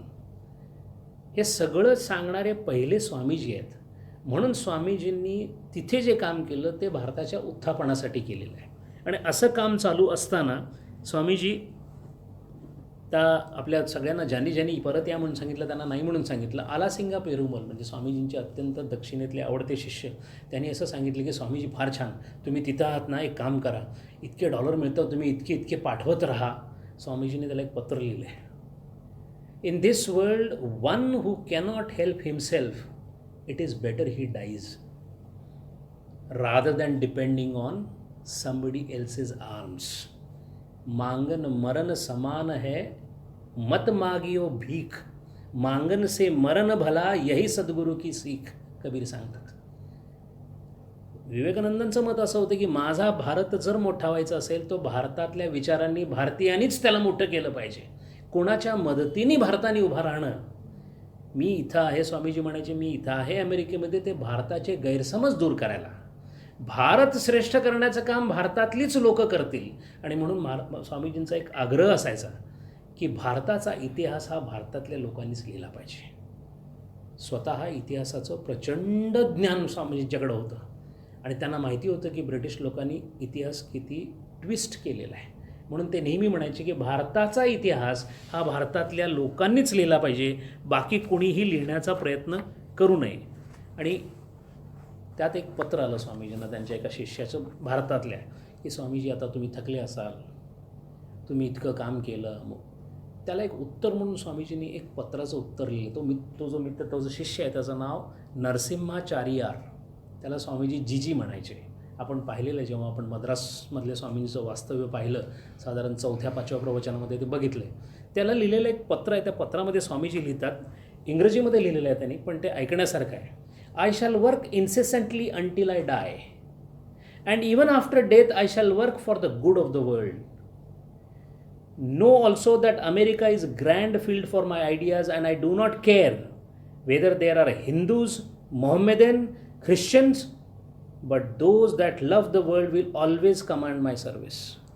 मी हिंदू धर्माचा साधू नाही, मी साधू त्यांचा आहे जे परमेश्वराच्या अस्तित्वासाठी प्रयत्न करताना मला साथ देतील.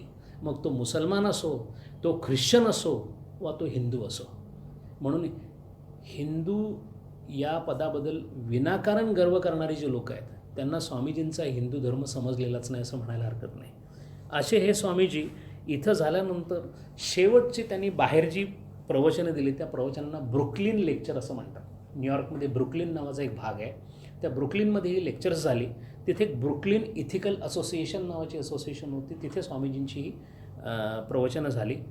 या ब्रुकलिन असोसिएशनच्या प्रवचनामध्ये जी प्रवचनं केली गेली त्याला ब्रुकलिन लेक्चर्स असं म्हणतात. आणि ही थोडी गाजली. ही गाजण्याचं कारण वेगळं होतं. ॲज युज्युअल स्वामीजी ब्रुकलिनमध्ये आले. ब्रुकलिन इथिकल सोसायटीचे डॉक्टर जेन्स म्हणून मगाशी जे सांगितलं ते तिचे अध्यक्ष होते. त्यांनी स्वामीजींना बोलवलं होतं.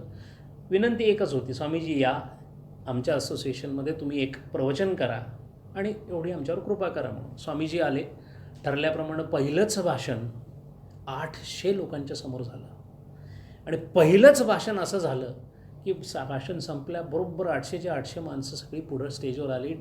डॉक्टर जेसननं पकडलं आणि त्यांना सांगितलं की आपल्याला आणखीन काही लेक्चर हवी आहेत. सगळ्यांनी स्वामीजींच्याकडे बघितलं. स्वामीजींनी आनंदाने संमती दिली. ठीक आहे म्हणाले, मी काही आणखी दिवस राहतो, आपण प्रवचनं घेऊया.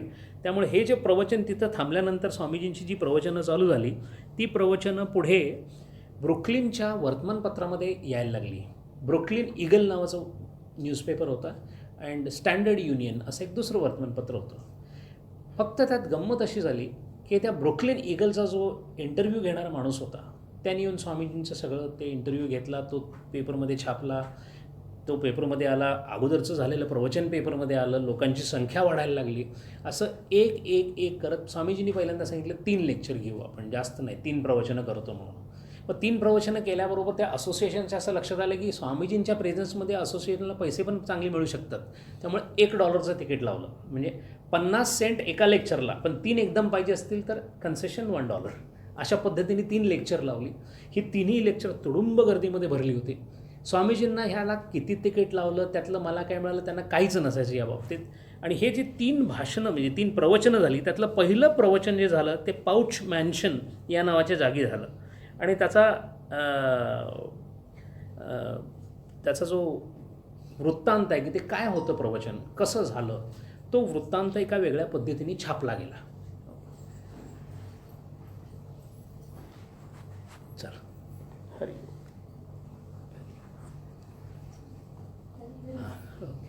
Hari all the best. Hari Yashwant.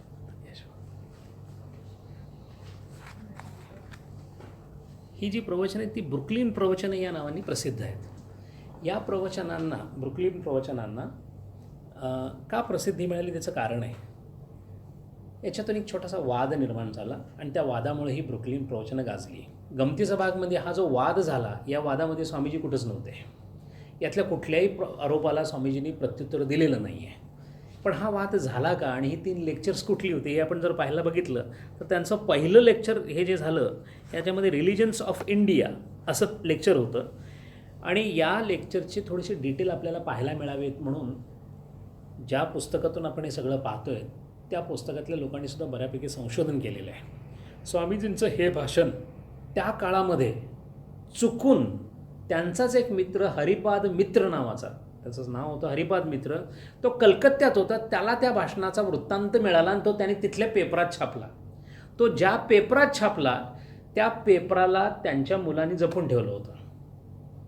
1960 साली ते मिळालं.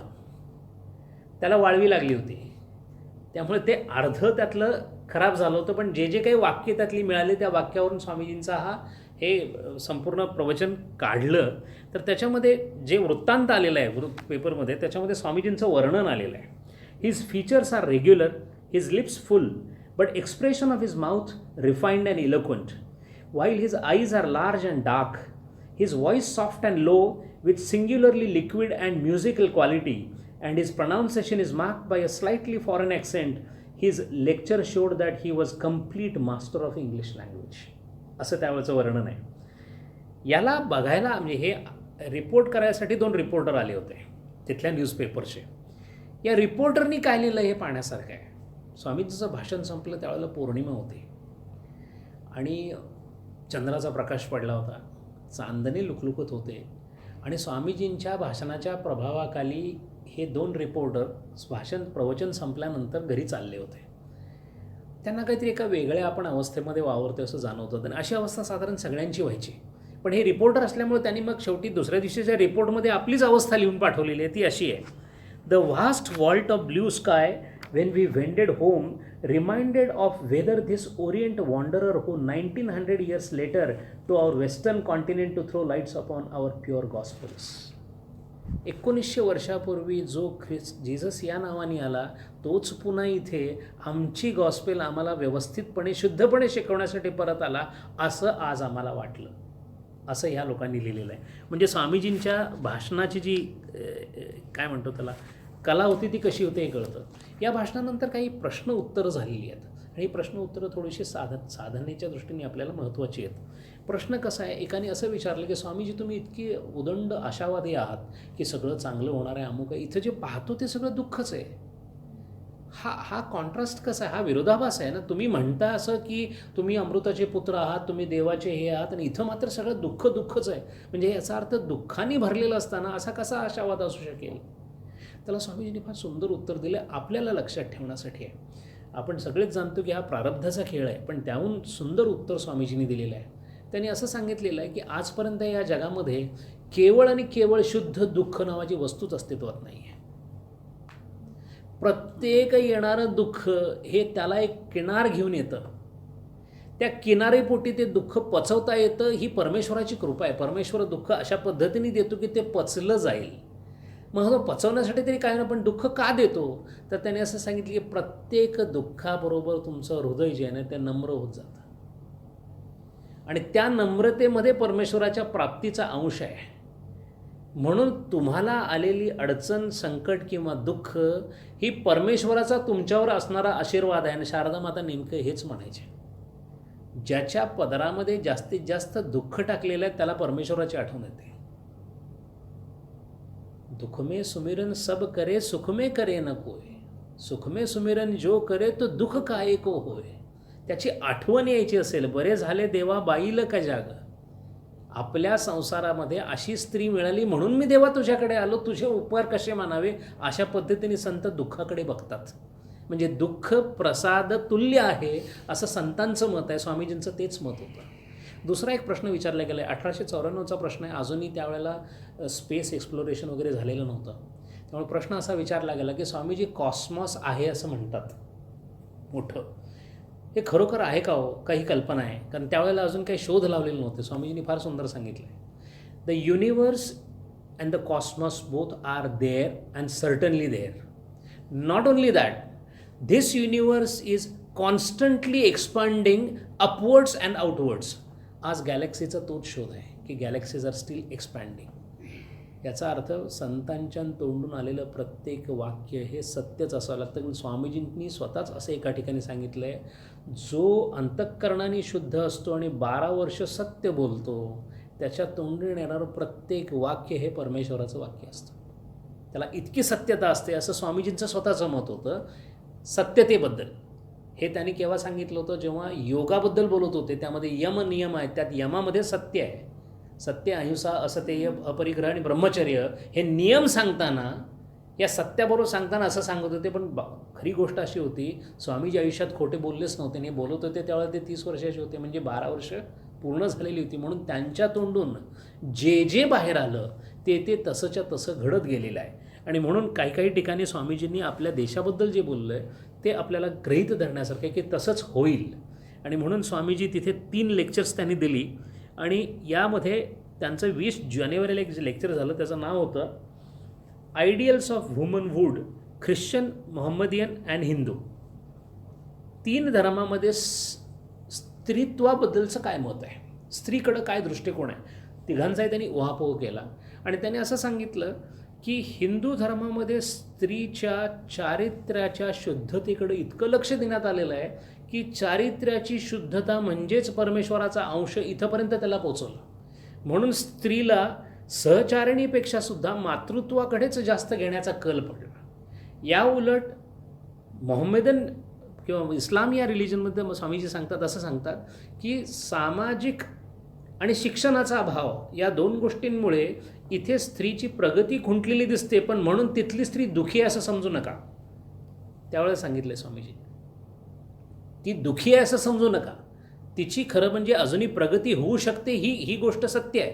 पण याचा अर्थ असा नव्हे की ती दुःखी आहे, कारण अजूनही तिला त्या पद्धतीचा चुकीचा श्रेय दिलं गेलेलं नाही जे पाश्चिमात्य संस्कृतीमध्ये दिले गेले.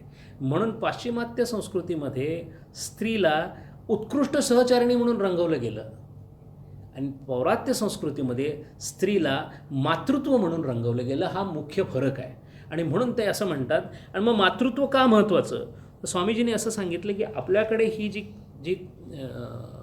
शुद्धता आहे, स्त्रीची चारित्र्य शुद्धता, ती कुठंपर्यंत घेऊन गेली तर 74,500 बायकांनी जोहार केला होता पृथ्वीराज चव्हाणच्या वेळेला. आणि स्वामीजींनी त्यावेळेला सांगितलेली एक गोष्ट जी आपल्याला कदाचित माहीतसुद्धा नसेल, त्याच्यानंतर बऱ्याच वेळेला पत्र लिहिताना वर 74,500 असं लिहिलं जायचं. प्रत्येक माणसाला ही आठवण करून दिली जायची की 74,500 स्त्रिया केवळ त्यांच्या चारित्र्य शुद्धतेसाठी सती गेलेल्या आहेत.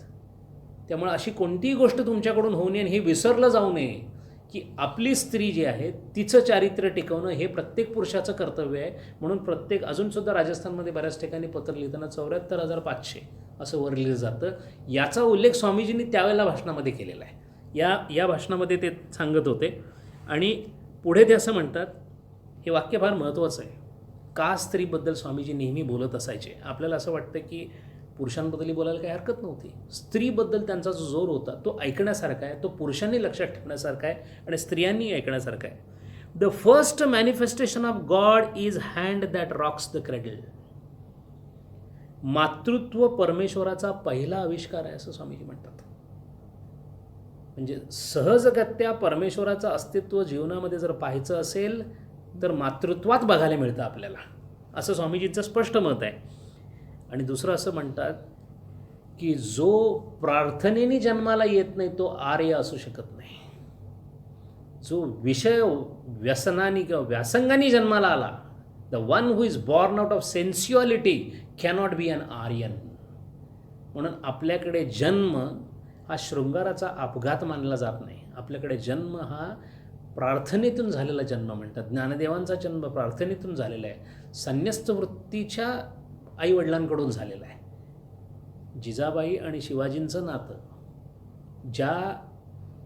म्हणजे आपल्या हिंदू धर्माचं उत्थापन व्हावं अशी जाज्वल्य आशा बाळगणारी माता, तिच्या पोटी ते जन्माला आलेले आहेत. म्हणून जो प्रार्थनेतून जन्माला येत नाही तो आर्यन असू शकत नाही असं स्वामीजींनी स्पष्ट सांगितलेलं आहे.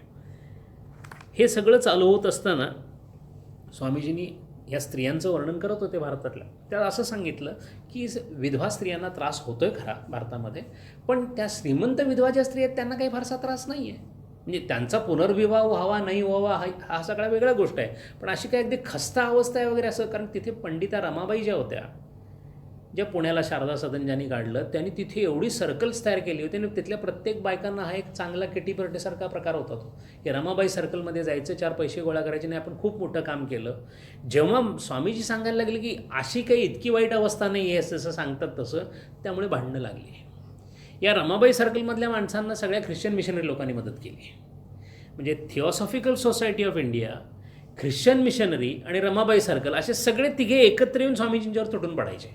प्रश्न असा होता की स्वामीजी कुठंच पकडले जात नव्हते, चारित्र्य हनन होऊ शकलं नाही, पैशाकडून ते नव्हते. त्यामुळे इथे जेव्हा ह्या ब्रुकलिन ईगल नावाच्या वर्तमानपत्रामध्ये जेव्हा सुरू झालं सपाट्यानं ते एकामेकावर आरोप प्रत्यारोप, त्यावेळेला स्वामीजींनी हे वाक्य कोणत्याही सत्यतेचा पडताळा न घेता बोललेलं आहे असं म्हणून तो युद्ध सुरू झालं. आणि गमतीचा भाग म्हणजे त्यांच्या बाजूनी जेम्स मॅक्किन, मिसेस जेम्स मॅक्किन म्हणून होत्या, त्या लिहित होत्या, आणि इकडून हे डॉक्टर जेम्स जे होते ज्यांनी बोलवलं होतं ब्रुकलिनला ते लिहित होते. स्वामीजी काहीच बोलत नव्हते. आणि रोज इकडून काहीतरी लिहिलं जायचं, तिकडून काहीतरी लिहिलं जायचं, हे सगळं चाललं होतं. आणि हे सगळं चालू असताना स्वामीजी मात्र आपल्या आपल्या पद्धतीने पुढे चाललेच होते, ते थांबलेले नव्हते. इथे त्यांनी स्वामीजींनी 3 लेक्चरमधलं पहिलं लेक्चर हे वुमनहूडवर दिलं होतं. दुसरं प्रवचन स्वामीजींनी दिलं ते India's gift to the world म्हणून जे मगाशी आपण पाहिलं ते दिलं. त्या भाषणामध्ये स्वामीजींनी सांगितलं की भारताने विश्वाला काय काय दिलेलं आहे. आणि मग जाता जाता बोलून गेले, हे सगळं दिलं म्हणून विश्वाने भारताला काय दिलं? घृणा, निर्भत्सना, निंदा या पलीकडं भारताच्या पोटामध्ये त्या झोळीमध्ये काहीही या विश्वानं टाकलेले नाही आहे. आणि मग स्वामीजी जरा पुढं गेले आणि त्यांनी फार सुंदर सांगितलं आहे की भारत माझा देश आहे तो कसा आहे. India is a message of calm, goodness, patience and gentleness, but it will triumph because of this qualities. Where are the Greek, one time masters of the earth? They are not to be seen. Where are the Romans at the tramp of whose cohorts the world trembled? कुठे आहेत ते Roman की ज्यांच्या सैन्याच्या घोडागाडीच्या खाली संपूर्ण पृथ्वी आवाज करत होती, ते कुठे गेले? Where are the Arabs who in 50 years had carried the banners from Atlantic to Pacific? कुठे आहेत ते?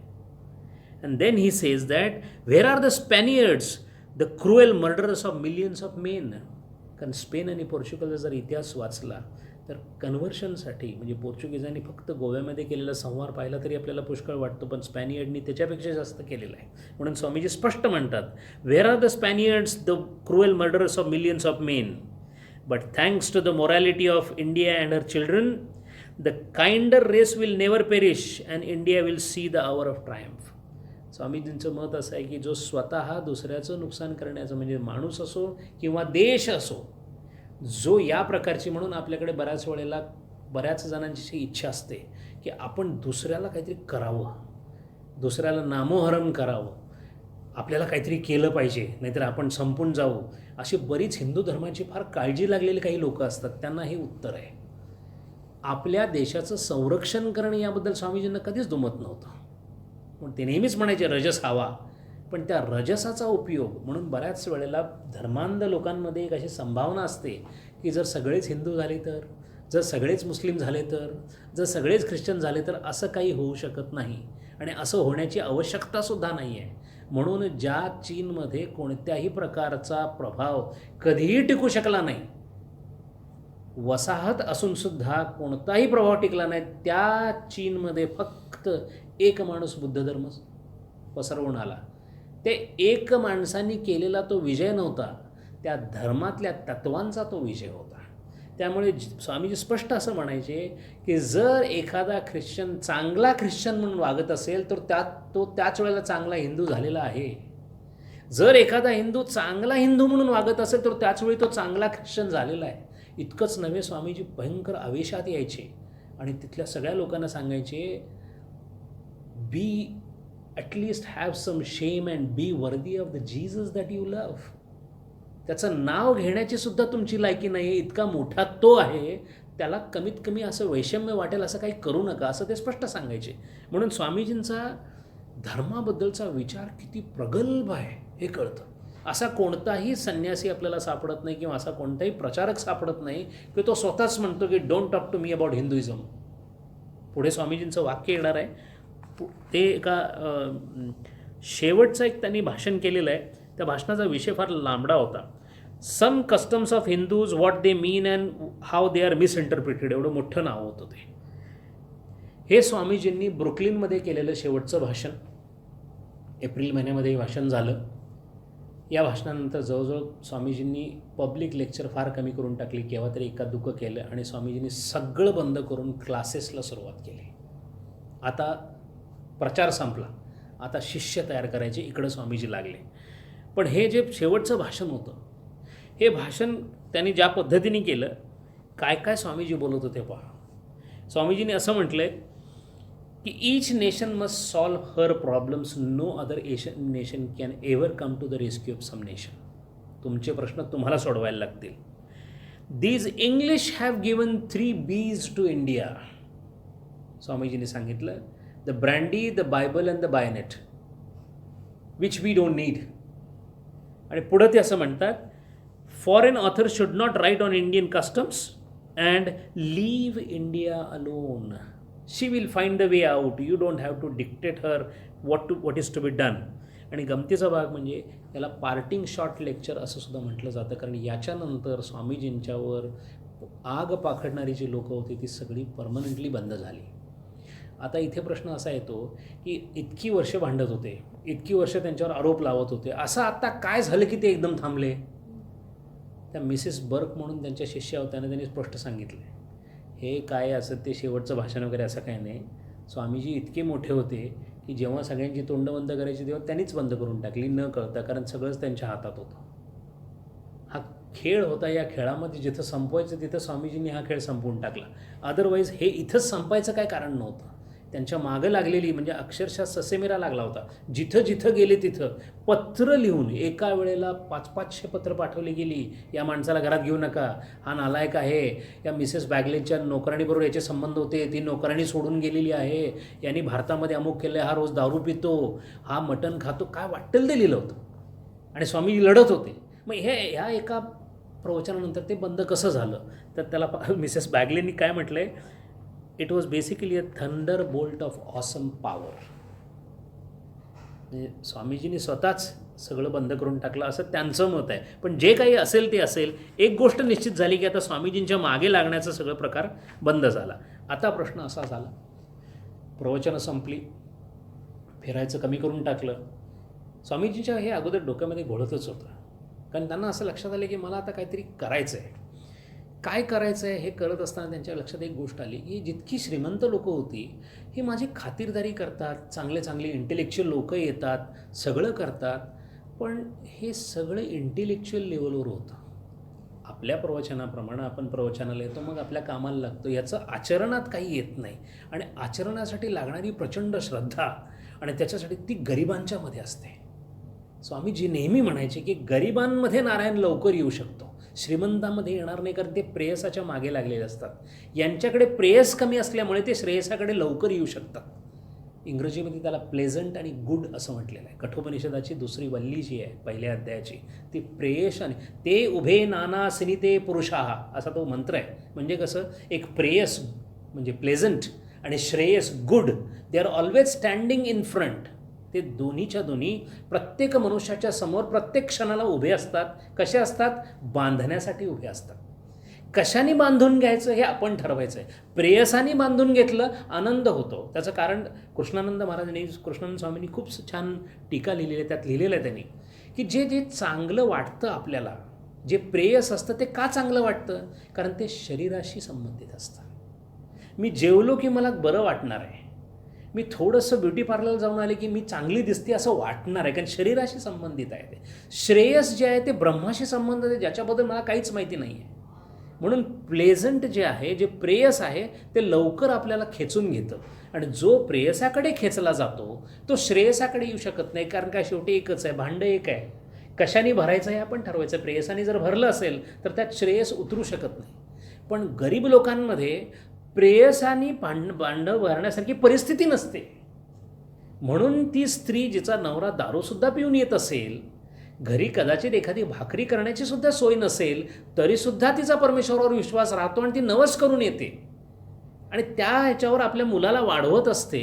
त्या गरिबीमध्ये सुद्धा तिचा परमेश्वराचा अढळ श्रद्धा असते आणि सगळं दिलेलं असून सुद्धा त्यांनी दिलं अशी श्रद्धा आमची नसते. म्हणून जिथे प्रेयस आहे तिथे श्रेयस असण्याची शक्यता फार कमी असते. आणि म्हणून स्वामीजी इथं बोलताना आपल्याला जे दिसतं त्यांचं जे महत्त्वाचं हे आहे ते असं म्हणतात की मी ज्या ज्या श्रीमंत लोकांच्याकडे जातो तिथे सगळी लोकं येतात. आणि आणखीन एक महत्त्वाची गोष्ट स्वामीजींनी असा विचार केला, म्हणून असं सांगितलं की संन्यासी जो असतो त्यांनी कशाही कोणत्याही बंधनामध्ये राहायचं नाही. त्याला बंधन आलं की त्याच्या वाचेला बंधन येतं आणि त्याच्या वाचेला बंधन आलं की सत्यम वद प्रियम वद जरी असलं तरी सुद्धा कुठेतरी आवरून घ्यावं लागतं. आवरणं हा संन्यासाचा धर्म नाही आहे. म्हणून स्वामीजी म्हैसूरच्या महाराजांच्या समोर बोलले ना की तुमचे प्रधान वगैरे सगळे जे आहेत ते असे आहेत. म्हणजे महाराजांना सांगायची पाळी आली की तुम्हाला कदाचित मारून टाकतील ते, इतकंसुद्धा मृत्यूला सुद्धा तो घाबरत नाही. तो संन्यासी असतो कारण तो अतिवर्णाश्रमी आहे. त्याला मृत्यूचं भय हे कधी नसतंच. त्याचा मृत्यू ऑलरेडी झालेला आहे, तो योगी बनला आहे. असं असताना स्वामीजींनी विचार केला आणि म्हणून त्यांच्या असं लक्षात आलं की आपण या सगळ्या, कारण कसं व्हायचं अगदी या साराबुल किंवा या बॅगलेबाई या सगळ्या स्वामीजींना सांगायचे की स्वामीजी प्रेस बायटेरियन लोक येतात, मेथॉडिस्ट लोक येतात, आणखीन कुठल्या तरी कॅथोलिक येतात, तेव्हा तुम्ही थोडंसं जरा सांभाळून बोला त्यांना. कारण शेवटी कसं होतं, ज्यांच्या घरी राहिलेत त्या मेथॉडिस्ट आहेत, ज्यांच्या घरी राहिले त्या प्रेस बायटेरियन आहेत. मग त्यांना काय वाटायचं की ख्रिश्चन सायन्सला बोललं तरी चालेल पण प्रेस बायटेरियनला तेवढं नका बोलू बरं का. असे कुठे ना कुठेतरी स्वामीजींच्यावर बंधनं येत होती. आणि त्याचा प्रसंग असा झाला की हे सगळं होत असताना जी घटना घडली, त्या मिसेस थर्सबी म्हणून होत्या, त्यांच्या घरी स्वामीजी राहायला आले होते. जेवण चाललं होतं. एक प्रेस बायटेरियन चर्चचे एक फादर आले तिथं. आले ते गप्प बसायच्याऐवजी त्यांनी खोड काढली स्वामीजींची.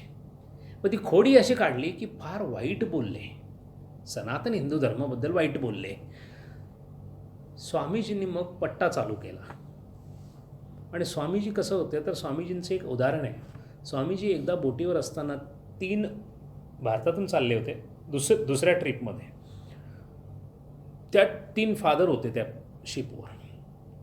त्यांनी बघितले की हा एक आपलं चालला आहे आणि त्यांना माहिती होतं कारण भारतात काम केलेले फादर होते त्यामुळे त्यांना कळालं की हे चाललं आहे तिकडं काहीतरी वगैरे. बरं त्यातले कोणीतरी असंही सांगितले की हाच तो मागे एकदा ते पार्लमेंट झाली होती ना, असं म्हटल्यानंतर मग तिघांनी विचार केला की ते पार्लमेंटमध्ये काहीतरी केलं असेल, हे इथं सोडून काय आपण तिघे आहोत आता, म्हणून ते गेले काहीतरी चर्चा करायला. तर स्वामी त्यांच्यापेक्षा जास्त बायबल माहीत असल्यामुळे स्वामीजीने सांगितलं असं नाही तसं नाही. त्यांच्या हळूहळू लक्षात यायला लागलं की ह्याला आता काय बायबलमधनं काही करता येत नाही, बरं कशातनं काय करायचं. म्हणून त्यांनी म्हणजे स्वामीजींना ॲब्यूज करायला सुरुवात केली, म्हणजे शिव्या देणे इथंपर्यंत आलं. स्वामीजींनी दोन्ही बायावर केले आणि सांगितले एक जरी शब्द बोलला ना तरी इथनं खाली फेकणार म्हणून सांगितलं. पाण्यातच फेकतो, काय व्हायचं ते होते. तुम्हाला मला काय व्हायचं याच्याबद्दल मला काळजी नाही आहे, पण तुम्हाला एकाला नाही तिघांना पाण्यात फेकीन म्हणून सांगितलं. स्वामीजी शिवाचेच भक्त होते. तो प्रकार इथं घडला. हा बाबा जेव्हा यांनी आपली मर्यादा सोडली, स्वामीजींनी आपली मर्यादा सोडली. आणि ही मर्यादा सोडल्यानंतर ह्या मिसेस थर्सबी बाई आहेत त्या पहिल्यांदा सगळ्यात संतापल्या. This is not expected of you वगैरे असं सगळं झालं. स्वामीजी म्हणाले निघालो मी, गेलं उडत. त्या ओली बुलबाईंनी तिकडून पत्र लिहिलं, सारा बुलबाईंनी, हे काय दिस is not very good of you वगैरे. स्वामीजींनी सांगितलं I cannot help it. Mary help म्हणजे त्यांची बहीण केवढं चांगलं नातं, तिने पत्र लिहिलं आणि ते स्पष्ट लिहिलं. पहिल्या पत्रात ते लिहू शकले नाही कारण इतकं नातं चांगलं होतं. दुसऱ्या पत्रात लिहिलं I am deeply disappointed with your behaviour. Swamiji sed may be so. आणि मग स्वामीजींनी त्याला एक 4 पत्र म्हणजे उत्तर लिहिलं. ह्या उत्तरामध्ये कर्मयोगाचं सुद्धा उत्तर आहे. काय लिहिलं त्या बाईंनी की इथं तुम्ही काम करायला आला ना ते काम अडचणीत येईल. You have come here for work, you will come in trouble because of such behavior and the work will stop. आता उत्तर देताना मात्र स्वामीजींनी कर्मयोगातून उत्तर दिलेलं आहे. उत्तर काय दिलं आहे बघा. Swamiji says I stood by whatever I did. You are mistaken if you think I have a वर्कला इन्व्हर्टेड कॉमामध्ये घातलं आहे. मी कर्म करत नाही. You are mistaken if you think I have a work as Mrs Bull thinks I have no work under the sun. I have a message. लोकसंग्रह ज्याला म्हणतात त्याला मेसेज हिंदीमध्ये म्हणतात. मी परमेश्वराच्या कार्यासाठी, तुका म्हणे आता उरलो उपकारापुरता, आय हॅव अ मेसेज. आणि पुढे स्वामीजी काय म्हणतात पहा, I will give it after my own fashion. I will neither Hinduise my message, I will never Christianise my message, nor make it any ise, but I will only my ise it. No Christianise, no Hinduise, हिंदूसुद्धा नाही. मी माझा message माझ्या पद्धतीने इथं देण्यासाठी आलो आहे आणि ते माझं काम नव्हे. I am destined to deliver a message. त्याला काम म्हणायचं नाही, मी कर्माच्या पलीकडे आहे, मी ज्ञानी आहे, ज्ञानस्थ आहे. म्हणून मला कर्म न कर्म लिप्यते न रहा, मी त्या भूमिकेमध्ये आहे. हे उत्तर स्वामीजीने अशा पद्धतीने दिलं. And that is all. Liberty, mukti is only my religion. But unfortunately you are babies and babies must submit to the target. Babies must be taught. Babies म्हणजे ते प्रेस्बायटरीन माणूस जो होता त्याच्याबद्दल बोलत आहेत की त्याला जे बोललं ना, because he was a baby and the baby should be taught, असं स्वामीजींचं स्पष्ट वक्तव्य होतं. हे सगळं बघितल्यानंतर स्वामीजीने ठरवलं की जाऊ दे श्रीमंत लोक, मला त्यांच्याकडे जायचंच नाही. आणि मग काय झालं, एक लिओन लँड्सबर्ग नावाचा माणूस होता, रशियन ज्यू माणूस, त्याचं नाव कृपानंद महाराज. स्वामीजींचे हे क्लास सुरू करायच्या वेळेला या माणसांनी खूप मदत केली. बरं, मदत केली म्हणून हा श्रीमंत असावा तर ह्याच्याकडं पण स्वामीजीचा ठणठणबाळच होता. हा कुठेतरी एका प्रेसमध्ये काम करायचा. ह्या दोघांनी मिळून स्वामीजींनी ठरवलं की आपण न्यूयॉर्कमध्ये आता क्लासेस सुरू करायचे. स्वामीजींनी पहिल्यांदाच सांगितले हे श्रीमंत लोकांचं सगळं बंद करून टाकायचं मला. मग ते म्हणाले आता झोपडी कुठे आहे बघा. मग त्यातली स्लम भाग जो होता, त्या स्लम भागामध्ये, तिथल्या झोपडपट्टी भागामध्ये स्वामीजींनी 2 खोल्या घेतल्या. हा लिओन लिड्सबर्ग आणि स्वामी विवेकानंद दोघे त्या. आता गमतीचा भाग किंवा आश्चर्य अतर्क्याचा भाग असा आहे, आम्ही उद्या जर असं ठरवलं की धारावीमध्ये जाऊन मी आता वेदांताचे वर्ग घेतो. हे वाक्यच किती विचित्र वाटतंय. आणि हे ती धारावी पण कुठली, अमेरिकेतली धारावी. आता प्रश्न असा आहे की ठीक आहे, थोडे बहुत जे शिकलेले लोक आहेत त्यांनी कदाचित वेदांत नावाचा शब्द ऐकला असेल, ओम ऐकला असेल कुठेतरी. आता त्या झोपडपट्टीतल्या माणसांना काय कळणार आहे. पण स्वामीजींना काय दृष्टी होती माहिती नाही. स्वामीजी म्हणाले आपल्याला इथंच वर्ग चालू करायचे. आता प्रश्न असा आला, वर्ग चालू करायचे म्हणजे तुम्ही खोली घेतली, आता धारावीत तुम्ही खोली घेतली तर कळणार कोणाला तुम्ही खोली घेतली, म्हणजे येणार कोण. पण ह्याचा काही विचार स्वामीजींच्याकडे नव्हता. एक तर काय होणार हे माहिती होतं, किंवा आत्मविश्वास होता, किंवा त्याच्याही पेक्षा कर्मण्येवाधिकारस्ते मा फलेषु कदाचन इथं दिसतं आपल्याला. मला आता ईश्वरी संकेत झाला नाही घ्यायचं, मग त्याचा संकेत आहे तोच बघून घेईल. कोणी येणार नसेल तर ते त्याचं फळ असेल. आपल्याला काय करायचं आहे, फळाची चिंता न करणे. म्हणून स्वामीजींच्या प्रत्येक बायोग्राफीमध्ये स्वामीजींच्या गीता पाहायला मिळते. स्वामीजी गीता जगत होते. आणि मग ह्या दोघांनी खोली घेतली. अर्थातच भाडं कमी होतं. मग आता प्रश्न असा आला, लिंड्सबर्ग म्हणाला की किती घ्यायची काय वगैरे. स्वामी म्हणले निःशुल्क. मग तो म्हणाला असं आहे की फार मुश्किलीने आपलं म्हणलं 1-2 वेळचं चालतं आहे काहीतरी, ते आता मी आणतो म्हणून थोडं बहुत सगळं ठीक आहे, पण बसेल ना सगळं ह्याच्यात. स्वामीजी म्हटले बघा आपल्याला रोज बाहेर खाऊन काही जमणार नाही, मग आपण जेवण करूया. तर लिंड्सबर्ग म्हटलं हे असले काही मी कधी केलेलं नाही. मग स्वामीजी म्हटलं माझं हे कामच आहे, तू काय काळजी करू, शिजवायचं काम माझ्याकडे. मग दोघे गेले, दोघांनी 4 भांडी आणली. मग ती 4 भांडी पैसे तेवढेच होते, त्या पैशात बसतील तेवढी भांडी आणली. एका खोलीमध्ये ती भांडी लावली, तिथं जेवण वगैरे करायचं. दुसऱ्या खोलीमध्ये वर्गाला कोण येणार हा विचार नाहीच. इथे वर्ग, इथं आम्ही हे करणार, असं सगळं ते प्लॅन केलं. 27 जानेवारी 1895 त्यांचे वर्ग चालू झाले. वर्ग सुरू झाला. गंमत म्हणजे स्वामीजींना जेवढ्या शिष्या मिळाल्या त्यातल्या बहुतेक शिष्या या वर्गांमध्ये मिळाल्या. आणि झाली गमतीची गोष्ट अशी की स्वामीजींनी काढला क्लास त्या झोपडपट्टीच्या भागामध्ये, पण सगळी श्रीमंत लोक त्या झोपडपट्टीच्या भागात येऊन बसायला लागले. कारण शेवटी स्वामीजींना ऐकायचं आहे. आणि म्हणून इथे स्वामीजी इथे जेव्हा त्यांनी सुरू केलं त्यावेळेला स्वामीजींनी मेरी हेलला एक पत्र पाठवलं आहे की बघ म्हणाले मी ना एका सापासारखा आहे, आणि एकदा फणा काढला ना की त्याला काही करता येत नाही. किंवा तू वीज बघितली आहेस का, ती ढग फाडूनच बाहेर येते, ते विजेचं काम आहे. तसं मोठी माणसं काम करताना असं सांगणार एक त्यांनी. आणि मेरी हेल बरोबर ते कवितेत लिहायचे. फार सुंदर एक कविता केली. तिने असं लिहिलं आहे, the wounded snake its hood unfurls, the flame stirred up does blaze, the desert air resounds the calls, a heart tricks lion's rage, the cloud puts forth its deluge strength, when lightning creates its breast, when the soul is stirred to its innermost depth, great one unfolds their best. असं स्वतःचं वर्णन केलेलं आहे. स्वामीजी म्हणायचे की मी एखाद्या अग्नीच्या लोळासारखा, विजेच्या लोळासारखा येऊन सगळ्यांच्यावर आदळणार आहे. त्यांचं जे म्हणणं होतं ते या पद्धतीचं म्हणणं आहे. 54 वेस्ट 33rd स्ट्रीट हा तो पत्ता जिथं हे सुरू झालं न्यूयॉर्कमध्ये. 54 वेस्ट 33rd स्ट्रीट. आता हा जो लिओन लँड्सबर्ग होता, म्हणजे ज्याचं नाव कृपानंद ठेवलं, त्याचं नाव कृपानंद स्वामीजींनी का ठेवलं, तर हा माणूस जरा वेगळाच होता. आणि स्वामीजींना अशी हरवणारी माणसं कुठून, हा रशियन ज्यू होता बरं का, फार ज्ञानी होता. पण ह्याची गंमत अशी असायची, ह्याच्याकडे कमी पैसे असायचे, स्वामीजींनी हे दोघं मिळून त्या कमी पैशात चालवायचे. त्यात हा बाबा मध्येच कोणी भिकारी भेटले सगळे पैसे देऊन यायचा.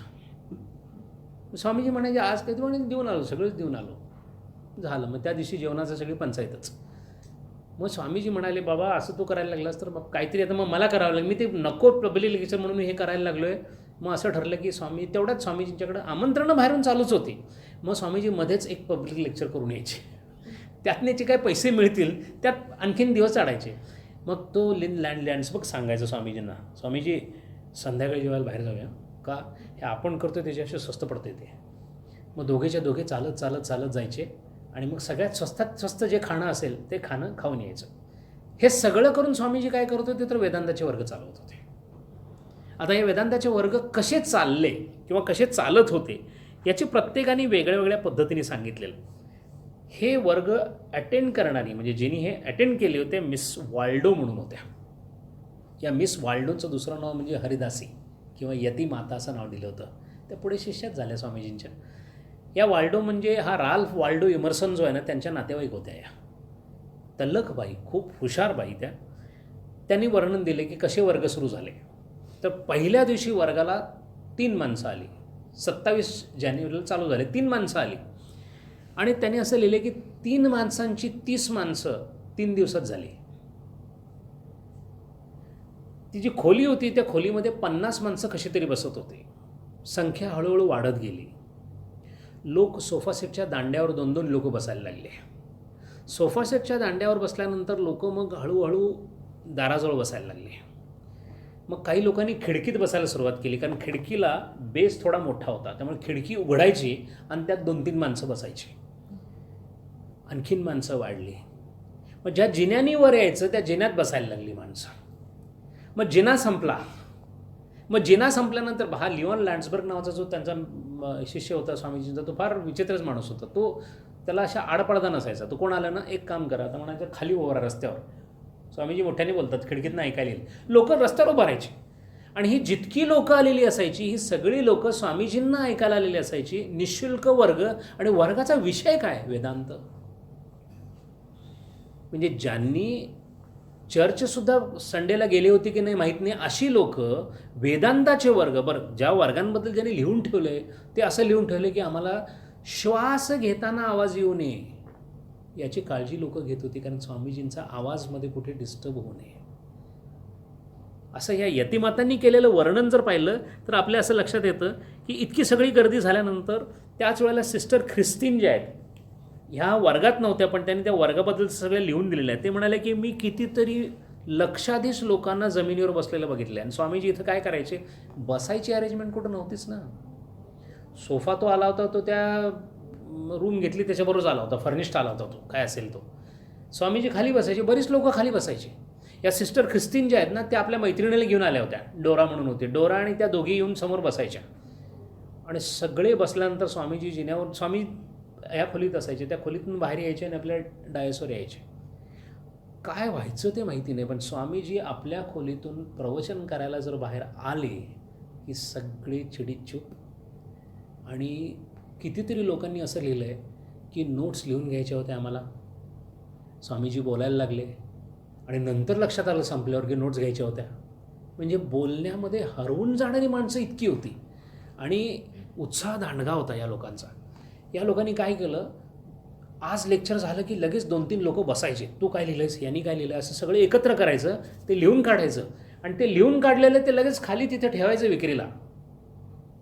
मग आत्ता ऐकलेल्या माणसानीच परत ते खरेदी करायचं, कारण ते विसरलं गेलेलं असायचं. काय झालं, नाही मी स्वामीजींच्याकडे बघत राहिलो, त्याच्यामध्ये ते मध्ये राहिलंच, ते लिंक तुटली माझी.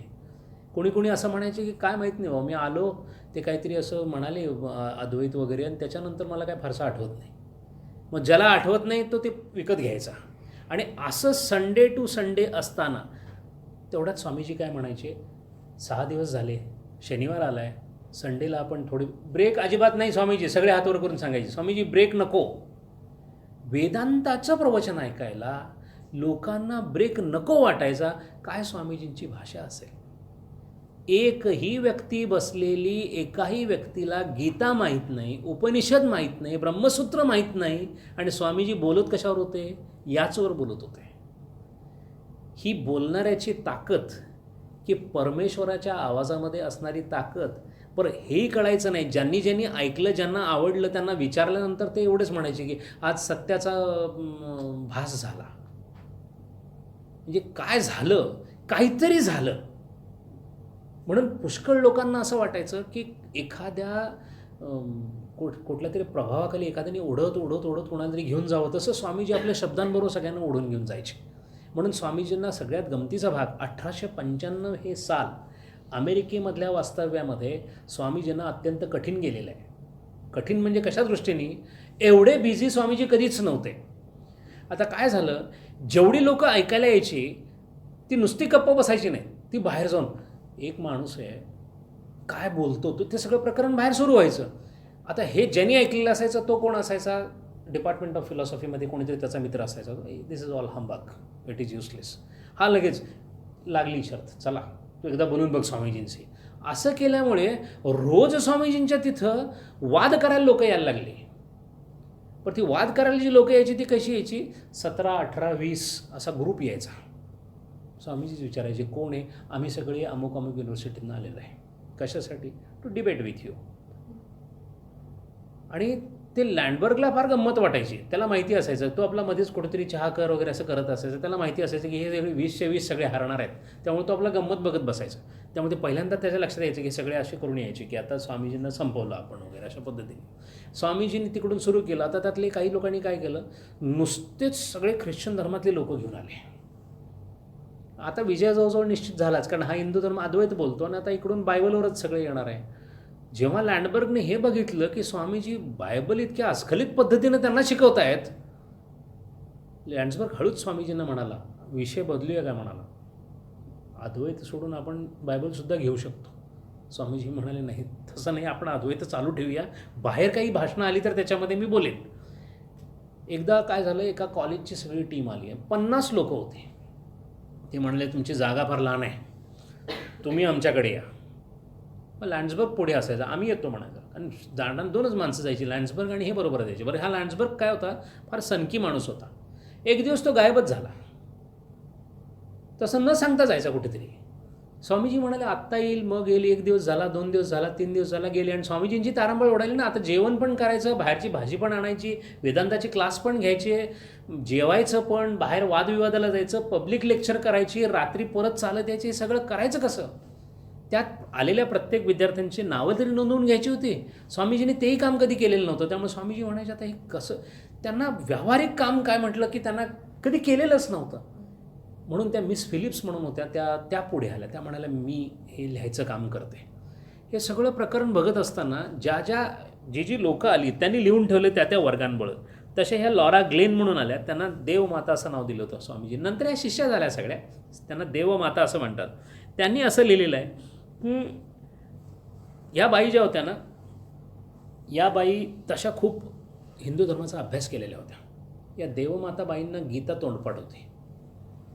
आणि लाईट ऑफ एशिया नावाचं पुस्तक त्यांनी वाचलं होतं. लाईट ऑफ एशिया हे एडविन आर्नॉल्डचं पुस्तक आहे. या पुस्तकाचा प्रभाव बर्नार्ड शॉवर पडलेला होता, गांधीजींच्यावर पडलेला होता. आणि खूप सुंदर पुस्तक आहे, बुद्धावर लिहिलेलं पुस्तक आहे. आणि त्या पुस्तकाचा खूप परिणाम अमेरिकेमध्ये आणि इंग्लंडमध्ये त्या काळी झालेला होता. आणि गीतेचं भाषांतर इतकं झालं नव्हतं. एका बंगाली माणसानं भाषांतर केलेलं आहे, मोहन मित्र असं काहीतरी त्याचं नाव आहे. ते भाषांतर या बाईंनी वाचलं होतं.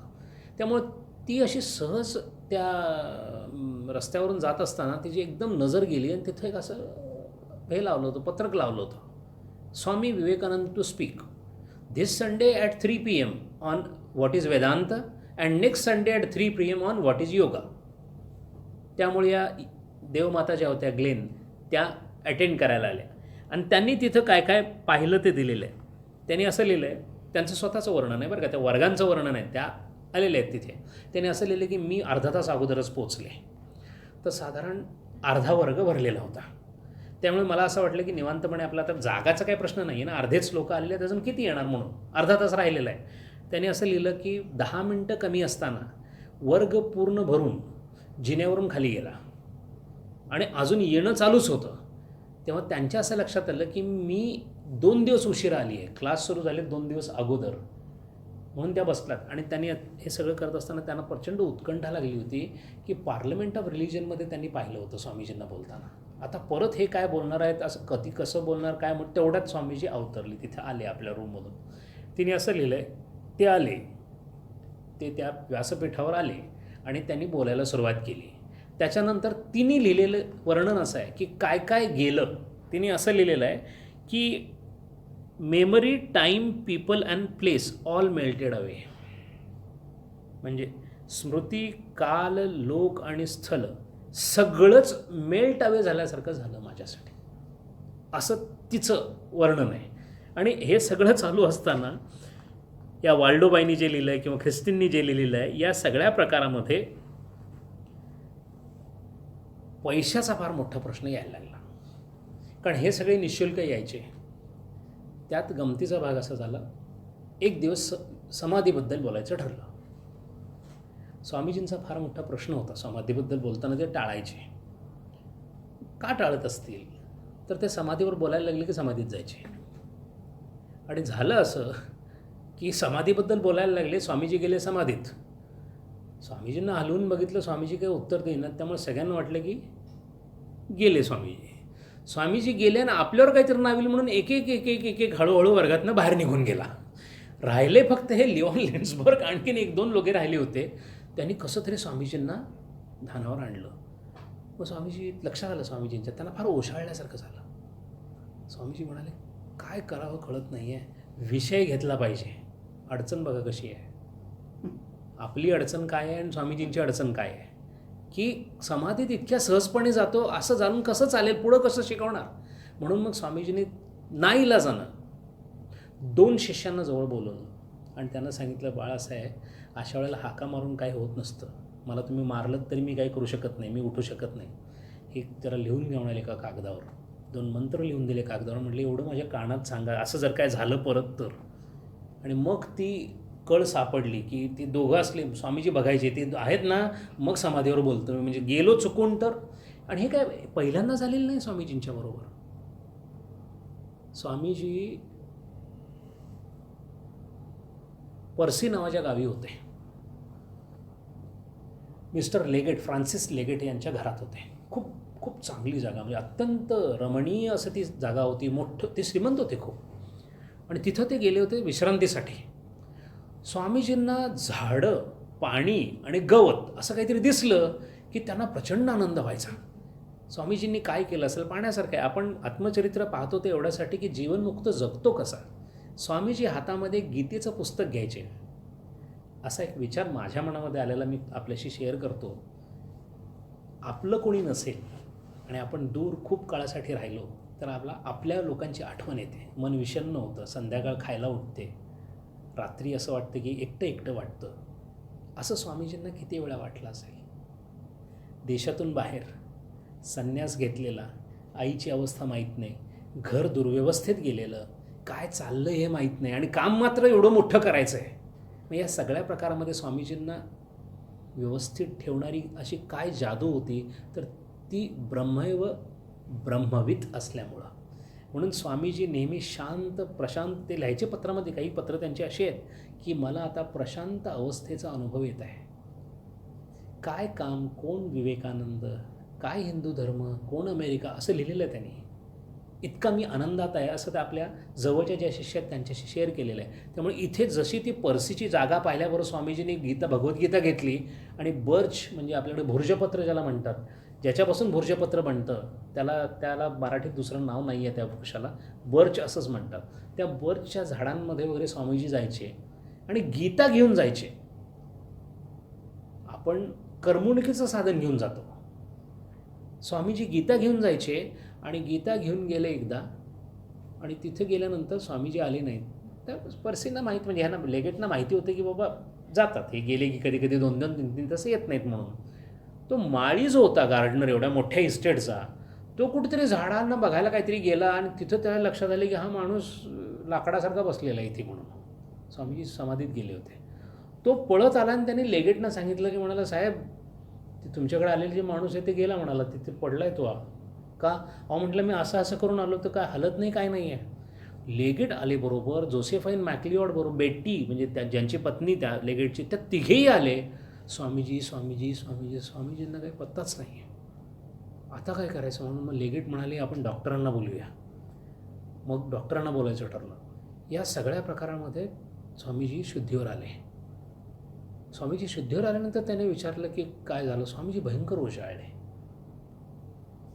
ते म्हणाले मला एकटं राहायला खूप आवडतं, मला हे सगळं खूप आवडतं, पण ही अशी अडचण येते म्हणाले.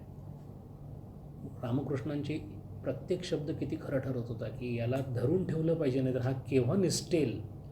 ते जे वाक्य होतं की आता किल्ली माझ्याकडे आहे जोपर्यंत ही कालीमाता, म्हणून आपल्या उद्धारासाठी स्वामीजींनी केलेलं कार्य किती मोठं आहे. म्हणजे स्वामीजींनी आपल्यासाठी स्वतःचं स्खलन करून घेतलेलं आहे. या अवस्थेमध्ये राहिले म्हणून आपल्याला स्वामीजी कळतात. अशा पद्धतीने स्वामीजींचे हे वर्ग चालले होते. पुढे हे जे वर्ग आपण आता पाहतो, या वर्गामध्ये या जोसेफाईन मॅक्लिओड म्हणून जे आहेत त्या पण आल्या. या जोसेफाईन मॅक्लिओड म्हणजे या बाई फार स्वामीजींच्या आवडत्या होत्या आणि स्वामीजींना ते कोणीतरी म्हणायचे त्यांना की जोसेफाईन तुम्ही स्वामीजींच्या शिष्य आहात का? अजिबात नाही म्हणायचे त्या. मग मी मित्र आहे त्यांची.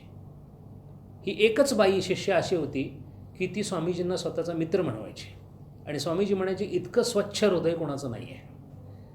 पण या बाई काय सेवा करायच्या त्यांच्या. या वाल्डो बाई म्हणा किंवा जोसेफाईन मॅक्लिओड बाई, किती 2 तास लागायचे त्यांच्या घरून स्वामीजींचं जेवण घेऊन यायला, शाकाहारी.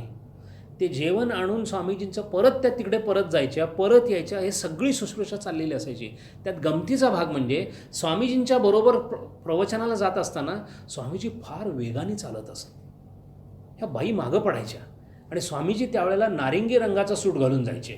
त्यामुळे रस्त्यावर दिसताना असं दिसायचं की एक बाई धावतीये आणि हा माणूस पुढं धावतोय.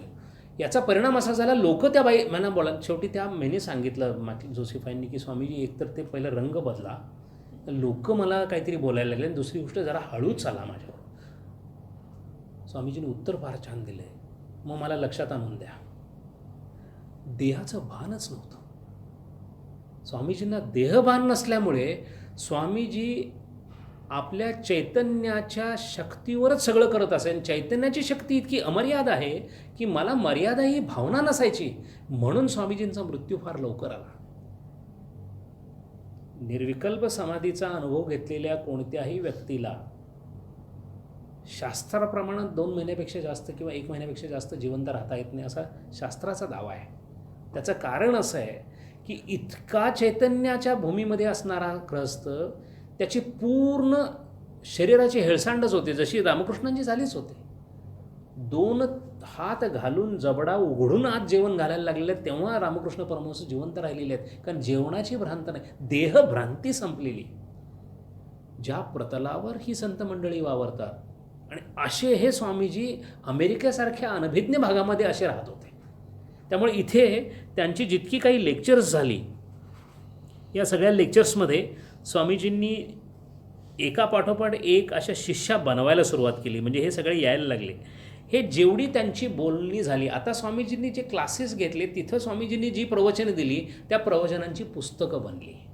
आपण कर्मयोग नावाचं जे स्वामीजींचं पुस्तक वाचतो ते हे वर्ग आहेत. या वर्गात जे जे बोललं गेलं, आता परमेश्वराची योजना असावी, आत्तापर्यंत पूर्वी कोणी लिहून घेतलं असेल तर माहिती नाही, पण इथे कसं झालं, लिहूनही घ्यायचे आणि ते विकायला ठेवायचे एकामेकामध्ये किंवा बाकीच्या लोकांसाठी, त्यामुळे त्याचा संग्रह करता आला. त्यामुळं कर्मयोग इथं लिहिला गेला. त्याच्यानंतर स्वामीजी इंग्लंडला गेले. इंग्लंडहून जेव्हा परत आले अमेरिकेला, त्यावेळेला ज्ञानयोग आणि भक्तियोग झाला इथेच याच वर्गांमध्ये. फरक फक्त एवढा होता, कर्मयोगाच्या वेळेला स्वामीजींचा बोलण्याचा ओघ, ते लिहून घेणं हे फार अवघड होतं. त्यामुळे कर्मयोगाचं असं झालं की लिहून घ्यायचं, मग तुम्ही काय लिहिलं, मग असं करत करत कर्मयोग तयार झाला. राजयोग ज्ञानयोगाच्या बाबतीत मात्र अशी गोष्ट घडलेली नाही. आणि त्याचं कारण काय आहे की स्वामीजींचा जो जे गुडविन नावाचा माणूस होता, हा गुडविन म्हणजे कृपादृष्टी असणाराच स्वामीजींचा तो होता. फार फार वेगळं व्यक्तिमत्व होतं. तिथल्या एका हायकोर्टामध्ये शॉर्ट हँड करणारा हा माणूस, पण त्याचं स्पीड काय होतं, 200 शब्द पर मिनिट, इतका फास्ट तो लिहून घ्यायचा. त्यामुळं स्वामीजींचं जेवढं साहित्य उपलब्ध आहे त्याच्यामध्ये या गुडविनचा फार मोठा हात आहे. बरं, त्याची गंमत पहा, इथे निःशुल्क क्लास चाललेत, जेवणाची पंचायत. आता हा शॉर्ट हँडवाला धरून आणला, त्याच्या पगाराचं काय? मग गुडविनना विचारलं तर त्यांनी सांगितलं, जेव्हा पहिल्यांदा बोलते म्हणाले मी एवढे घेतो, हरकत नाही. आले 1 आठवड्याचे फक्त पैसे घेतले. मग म्हणाले मला पैसे नको. असं का? ते म्हणाले सांगता येणार नाही मला, स्वामीजींच्याकडे बघितलं पैसे घ्यायचे वाटत नाही. काय परमेश्वराची योजना आहे पहा, नुसते पैसे घ्यायचे वाटत नाही, नोकरीच सोडली. आणि हा माणूस अत्यंत गरीब होता. त्यांनी पैसे मिळवले नाहीत तर त्याची घरची माणसं उपाशी राहणार होती. हे कळाल्यानंतर स्वामीजी काळजीत पडले, कारण एक मी उपाशी आहे, त्यात हा बाबा माझ्याकडे आला तो उपाशी, इथे आपल्याला काय वर्गाचे पैसे घेता येत नाही, काय करायचं. म्हणून आलेल्या 4 लोकांनी अशी योजना केली की आपण थोडे थोडे पैसे गुडविनला देऊया, म्हणजे गुडविन आपल्या घरामध्ये देईल आणि स्वामीजीने सांगितलं तुम्ही काळजी करू नका. असे करत क्लासेस चालले होते, पण क्लासेस चालू होते. आणि मग हा ज्ञानयोग आणि राजयोग ही 2 पुस्तकं अशी लिहिली गेली. यामधल्या वाल्डो या ज्या बाई होत्या, त्यांनी या या राजयोगाची टिप्पणी लिहून घेतलेली आहे, ती वाचण्यासारखी आहे. राजयोग जो लिहिला गेला तो वाल्डोनी लिहून घेतला, स्वामीजींनी सांगितला. आता हे साधं आहे, स्वामीजी बोलले आणि यांनी लिहून घेतलं असं झालेलं नाही आहे. वाल्डोनी वर्णन केलेलं आहे. या मिस वाल्डो फार तल्लख बाई होती, अर्थात शिष्यात झाल्यानंतर तर त्यांच्या या वाल्डोबाईंनी असं लिहिलं आहे की स्वामीजी बोलता बोलता थांबायचे. तर त्या म्हणायचे की त्यावेळेला ते दौत होते, त्याच्यात बुडवून लिहायचं ते प्रकरण होतं. त्यामुळे त्या म्हणायचे की बाहेर काढले की ते कोरडं होतं ना, कोरडं होऊन परत भिजवून लिहायचं, तोपर्यंत स्वामीजी स्पीड कुठं जातील काही गॅरंटी नाही. त्यामुळे काय असायचं, 2-3 दौत असायच्या, त्या टाक ठेवलेलेच असायचे, पटदिशी उचलायचं आणि लिहायचं. असं लिहिता लिहिता त्या खाली बघून लिहायचं, स्वामीजी थांबलेले असायचे. मग सुरुवातीला त्याला काय वाटलं की स्वामीजींनी डोळे बंद केलेले दिसत आहेत, म्हणजे आता सांगतील काहीतरी पुढं. अर्धा तास स्वामीजी थांबलेले असायचे. मग तिच्या लक्षात आलं हे थांबलेले नाही आहेत, हे समाधी अवस्थेमध्ये गेलेले आहेत. म्हणून स्वामीजींची राजयोगावरची पुस्तकं, गांधीजींना अत्यंत आवडलेलं स्वामी विवेकानंदांचं पुस्तक म्हणजे राजयोग. म्हणून राजयोगाचं जे काय, आणि हे राजयोग जो लिहिला गेला हा स्वामीजींनी सांगितलेला नाही, हा आलेला आहे. म्हणून त्यातलं एक वाक्य स्वामीजींचं जे आहे ते मोत्याच्या मोलाचं आहे. असं करत करत त्या वाल्डोबाईंनी पूर्ण राजयोग लिहून घेतलेला आहे. हे सगळं प्रकरण चालू असताना हा जो कृपानंद महाराज जे होते लिओन लँड्सबर्ग, हे परत गायब झाले. हा असाच गायब व्हायचा आणि असाच यायचा. पण तो इतका सनकी होता, एकदा स्वामीजींना घेऊन गेला एका भाषणाला. म्हणलं माझं भाषण आहे, तुमची सगळी प्रवचन रोज ऐकतात, आज माझ्या प्रवचनाला आहे म्हणाल तुम्ही. स्वामीजी म्हणले येतो ना, तू बोलतोयस. म्हटलं मला काय आदर होता स्वामीजींना त्याच्याबद्दल, कारण तो ज्ञानी होता.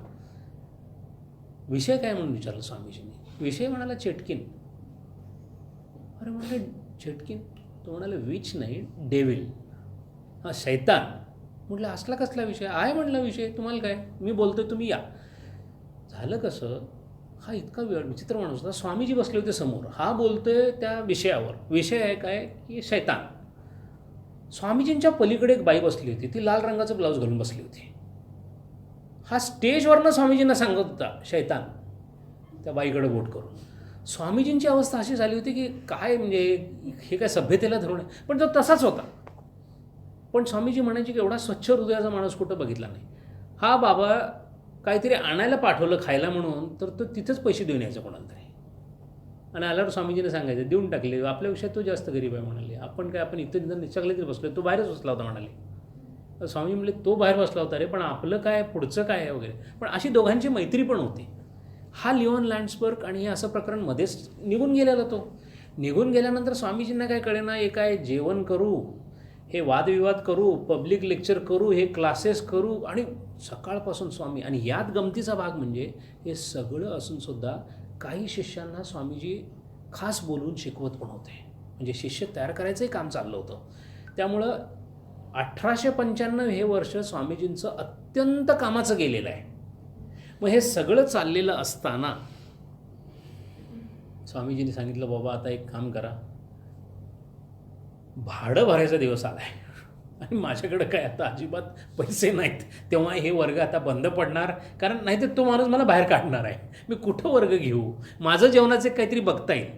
हे सगळं असं चाललं होतं. त्यावेळेला या ज्या जोसेफाईन मॅक्लिओड येत होत्या आणि त्याच्याबरोबर त्यांची बहीण बेटी म्हणून येत होती. या बेटीचा, ती विधवा होती आणि तिचा एका विधुराशी, फ्रान्सिस लेगेट यांच्याशी विवाह झाला. आणि ते लेगेट श्रीमंत होते. त्यांचं पर्सीला एक मोठा बंगला होता. आणि पर्सी एक नयनरम्य गाव होतं, जिथे एक गीतेचं प्रकरण मी सांगितलं ते, जिथं समाधी लागली स्वामीजींना. तर त्यांनी असं हे केलं की स्वामीजी आता इथं सगळे नाहीतरी आता तुम्हाला रेंट बिंट देतात, तुम्ही एक काम करा ना, विश्रांती तुम्हाला हवीच आहे, तेव्हा तुम्ही 1-2 आठवड्यासाठी तिकडे पर्सीला चला म्हणून. पर्सीला स्वामीजी जाणार म्हटल्यानंतर ऐकायला येणारे जे होते ते सगळे, स्वामीजी क्लासचं काय. स्वामीजी म्हणाले, क्लासचं मला बोलायला काय हरकत नाही, मग इथे रेंट द्यायला पैसे नाही आहेत, तुम्ही म्हणता बोला, काय करायचं काय. मग त्यांच्यात चर्चा चालू झाली. आता त्यातले काही श्रीमंत पण होते, कारण श्रीमंत लोकांना कळाले की स्वामीजींनी आता तिकडं क्लास काढला आहे, त्यामुळे ते यायला सुरुवात झाली होते. मग त्यात एक डचर म्हणून बाई होत्या. त्या डचर बाई असं म्हणाले की हे पहा, माझ्याकडे सुदैवाने 4 पैसे मला मिळालेले आहेत आणि मी 1000 आयलंड पार्क, सहस्त्र द्वीपोद्यान असं त्याचं मराठीमध्ये भाषांतर केलं आहे, त्या 1000 आयलंड पार्कमध्ये माझा एक बंगला आहे. तर त्या बंगल्यामध्ये आपण, कारण सगळी व्यवस्था मी करते, इथं तरी स्वामीजींना रेंट द्यायला पैसे नाही आहेत, तेव्हा आपण तिकडं क्लासेस घेऊया. स्वामीजी हसत होते. मग सगळ्यांनी विचारलं स्वामीजींना, तुमचे काय? म्हणजे अगदी उत्तम. मग या जोसेफाईंनी विचारलं, काय एकदम हसत तुम्ही उत्तर दिलं? ते म्हणाले, बघ, ते न्यूयॉर्कपासून 300 मैल दूर आहे ते बेट, तेव्हा ज्याला खरोखर वेदांतात इंटरेस्ट आहे ना, तीच लोक तिकडे येतील. ज्याला कळकळीची इच्छा आहे शिकण्याची, तोच फक्त येईल. आणि मग डिक्लेअर झाल्याबरोबर इथला जो वर्ग होता तो तात्पुरता आवरता घेतला. तोपर्यंत तो लिओन लँड्सबर्ग हजर झाला. स्वामी म्हटलं, बाबा कुठं जातोस तू, कुठे? काय नाही म्हणाला, मी आपलं ठरलं आहे ना पहिलं, मी कधी जाईन, मी कधी येईन. तो तसाच होता. मग आता काय तुझं म्हणणं? माझं नाव लिहून घ्या म्हणाला, मी येणार आहे तिकडं. कुठे? 1000 आयलंड पार्कमध्ये. स्वामीजी म्हणली, त्याचं नाव कृपानंदच ठेवलं होतं. आणि मग हे सगळं झाल्यानंतर स्वामीजी सुट्टीसाठी म्हणून पर्सीला गेले. तिथलं वातावरण खूप त्यांना चांगलं वाटलं, तब्येती त्यांची थोडीशी चांगली झाली, कारण या प्रकारामध्ये स्वामीजींच्या तब्येतीवर खूप परिणाम झाला होता. स्वामीजींची झोप निघून गेली होती, स्वामीजींना झोप लागत नव्हती आणि खरं म्हणजे मधुमेह बळावत चालला होता, कोणाच्या लक्षात आलं नव्हतं. आणि स्वामीजी त्यामुळे इथे आपण जेव्हा पाहतो, हे 2 स्वामीजींची आहेत, हे 1894 स्वामीजी आहेत आणि 1895 स्वामीजी आहेत. इथे थोडंसं फेटा घातल्यामुळे बरे दिसतात ते, पण स्वामीजींची तब्येत इथे निश्चित खालावलेली आहे. आणि इथे आणखीन एक प्रकार घडलेला आहे, या दोन्हीमध्ये आपल्याला त्यांचं वजन वाढल्याचं दिसते. जवळजवळ 40 पाऊंडांनी वजन वाढलं होतं. स्वामीजींनी स्वतःच लिहिले की मला वजन कमी करायचं आहे म्हणून, कारण त्यांना त्रास होत होता, झोप लागत नव्हती, खोकल्याचा त्रास होत होता, अस्थम्याचा त्रास होता स्वामीजींना. आणि अशा प्रकारामध्ये स्वामीजींचं काम मात्र धडाक्याने चालू होतं. ही जी त्यांनी विश्रांती घेतली कुठे, पर्सी या गावी, त्या विश्रांतीने खूपच फरक पडला. पहिला त्यांचा जो वर्ग घेण्याचा जो उपक्रम होता तो यशस्वी झाला. कोण ऐकायला येणार अशी अजिबात काळजी नसतानासुद्धा असंख्य लोक आले. शुद्ध वेदांताची शिकवण देणाऱ्या स्वामीजींच्या वर्गाला प्रचंड गर्दी झाली आणि या गर्दीमध्ये त्यांनी सांगितल्याप्रमाणे गाळीवर रत्न हातायला लागायला लागली. या जोसेफाईन मॅक्लिओड, या मिस वाल्डो, हे कृपानंद महाराज, लिओन लँड्सबर्ग, असे एक एक त्यांच्या जवळ वळावायला लागले. आणि याच शिष्यांमधल्या 12 शिष्यांना घेऊन, आता इथे बराचसा आपल्याला काहीतरी वेगळा एक असा विचित्र संयोग दिसतो. 1000 आयलंड पार्क ही जागा न्यूयॉर्कपासून 300 मैलावर एक बेट आहे आणि ते बेट जे आहे त्या बेटावर या बाईंची जी इस्टेट होती ती अत्यंत नयनरम्य जागी होती. एकतर त्यांनी घर असं बांधलं होतं की दगडांचे जे बोल्डर्स असतात, दगडाचे जे खणलेली दगडं असतात त्याला सपोर्ट घेऊन घर बांधलं होतं. म्हणजे घर समोरून 2 मजल्याचं आणि तिकडच्या बाजूनी 3 मजल्याचं होतं, कारण एका बाजूला त्याला दगडाचा सपोर्ट होता. त्या घराचं वैशिष्ट्य असं होतं की एकतर त्या घराच्या आजूबाजूला प्रचंड मोकळी जागा होती. तिथं सगळे हे बिर्च वृक्ष किंवा बाकीचे वृक्ष, थिक फॉरेस्ट असं सगळं बाजूला होतं. बंगला इतका छान होता की त्याच्या दुसऱ्या मजल्यावरून असं बसल्यानंतर वर्ग घेत असताना एका बाजूला ती नदी अशी गेलेली दिसत होती. फार नयनरम्य दृश्य होतं. हे सगळं त्या बाईंनी स्वामीजींच्यासाठी बांधून घेतलं होतं. त्याच्या पहिल्या मजल्यावर एक भक्त राहत होता, या 12पैकी एक जण. दुसऱ्या मजल्यावर स्वामीजी दुसऱ्या मजल्यावर वर्ग होत होते आणि तिसऱ्या मजल्यावर स्वामीजी राहत असत. असं म्हणतात, म्हणजे स्वामीजींच्या ज्या लोकांनी लिहिलेले स्वामीजींच्याबद्दल त्यांचं असं मत आहे की सर्व धर्म परिषदेमध्ये झालेली जी घटना आहे त्या घटनेनंतर जर स्वामीजींना ॲट हिज बेस्ट जर कुठं बघायला मिळालं असेल तर हे सहस्त्रद्वीपोद्यान आहे. इथं स्वामीजी जे बोलले, ज्या अवस्थेमध्ये बोलले, जे विषय बोलले, स्वामीजींनी एकही विषय ठेवला नाही. स्वामीजी द्वैताबद्दल बोलले, शुद्धाद्वैताबद्दल बोलले, अद्वैताबद्दल बोलले, स्वामीजी ब्रह्मसूत्राबद्दल बोलले, स्वामीजी नारद भक्तिसूत्राबद्दल बोलले, स्वामीजी गीतेबद्दल बोलले, स्वामीजी उपनिषदांबद्दल बोलले, स्वामीजी अवधूत गीतेबद्दल बोलले, स्वामीजींनी स्वतःच्या कविता ऐकवल्या, स्वामीजींनी स्वतः कविता केल्या, स्वामीजी हुमायूनबद्दल बोलले, स्वामीजी अकबरबद्दल बोलले, स्वामीजी आपल्या आईबद्दल बोलले, स्वामीजी कधी नव्हे ते आपल्या गुरुबद्दल सुद्धा बोलले. आणि या प्रकाराबद्दल जी 12 लोक होती त्यांनी जे लिहून ठेवलं आहे ते वाचताना असं लक्षात येतं आहे की या 12 जणांचं, त्यातल्या एकाने म्हणजे हिने तर स्पष्टच लिहिलं आहे धीरामातांनी, की असं काय केलं होतं आम्ही गेल्या जन्मी माहिती नाही की आम्हाला हे 9 दिवस हे 7 आठवडे आम्हाला मिळाले. 7 आठवडे तिथं होते स्वामीजी.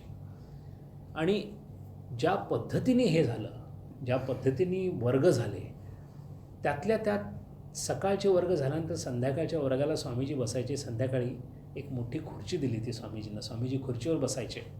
स्वामीजी जिथं बसले त्याच्या दोन्ही बाजूला ही 6-6 लोकं बसायची, 12 लोकं.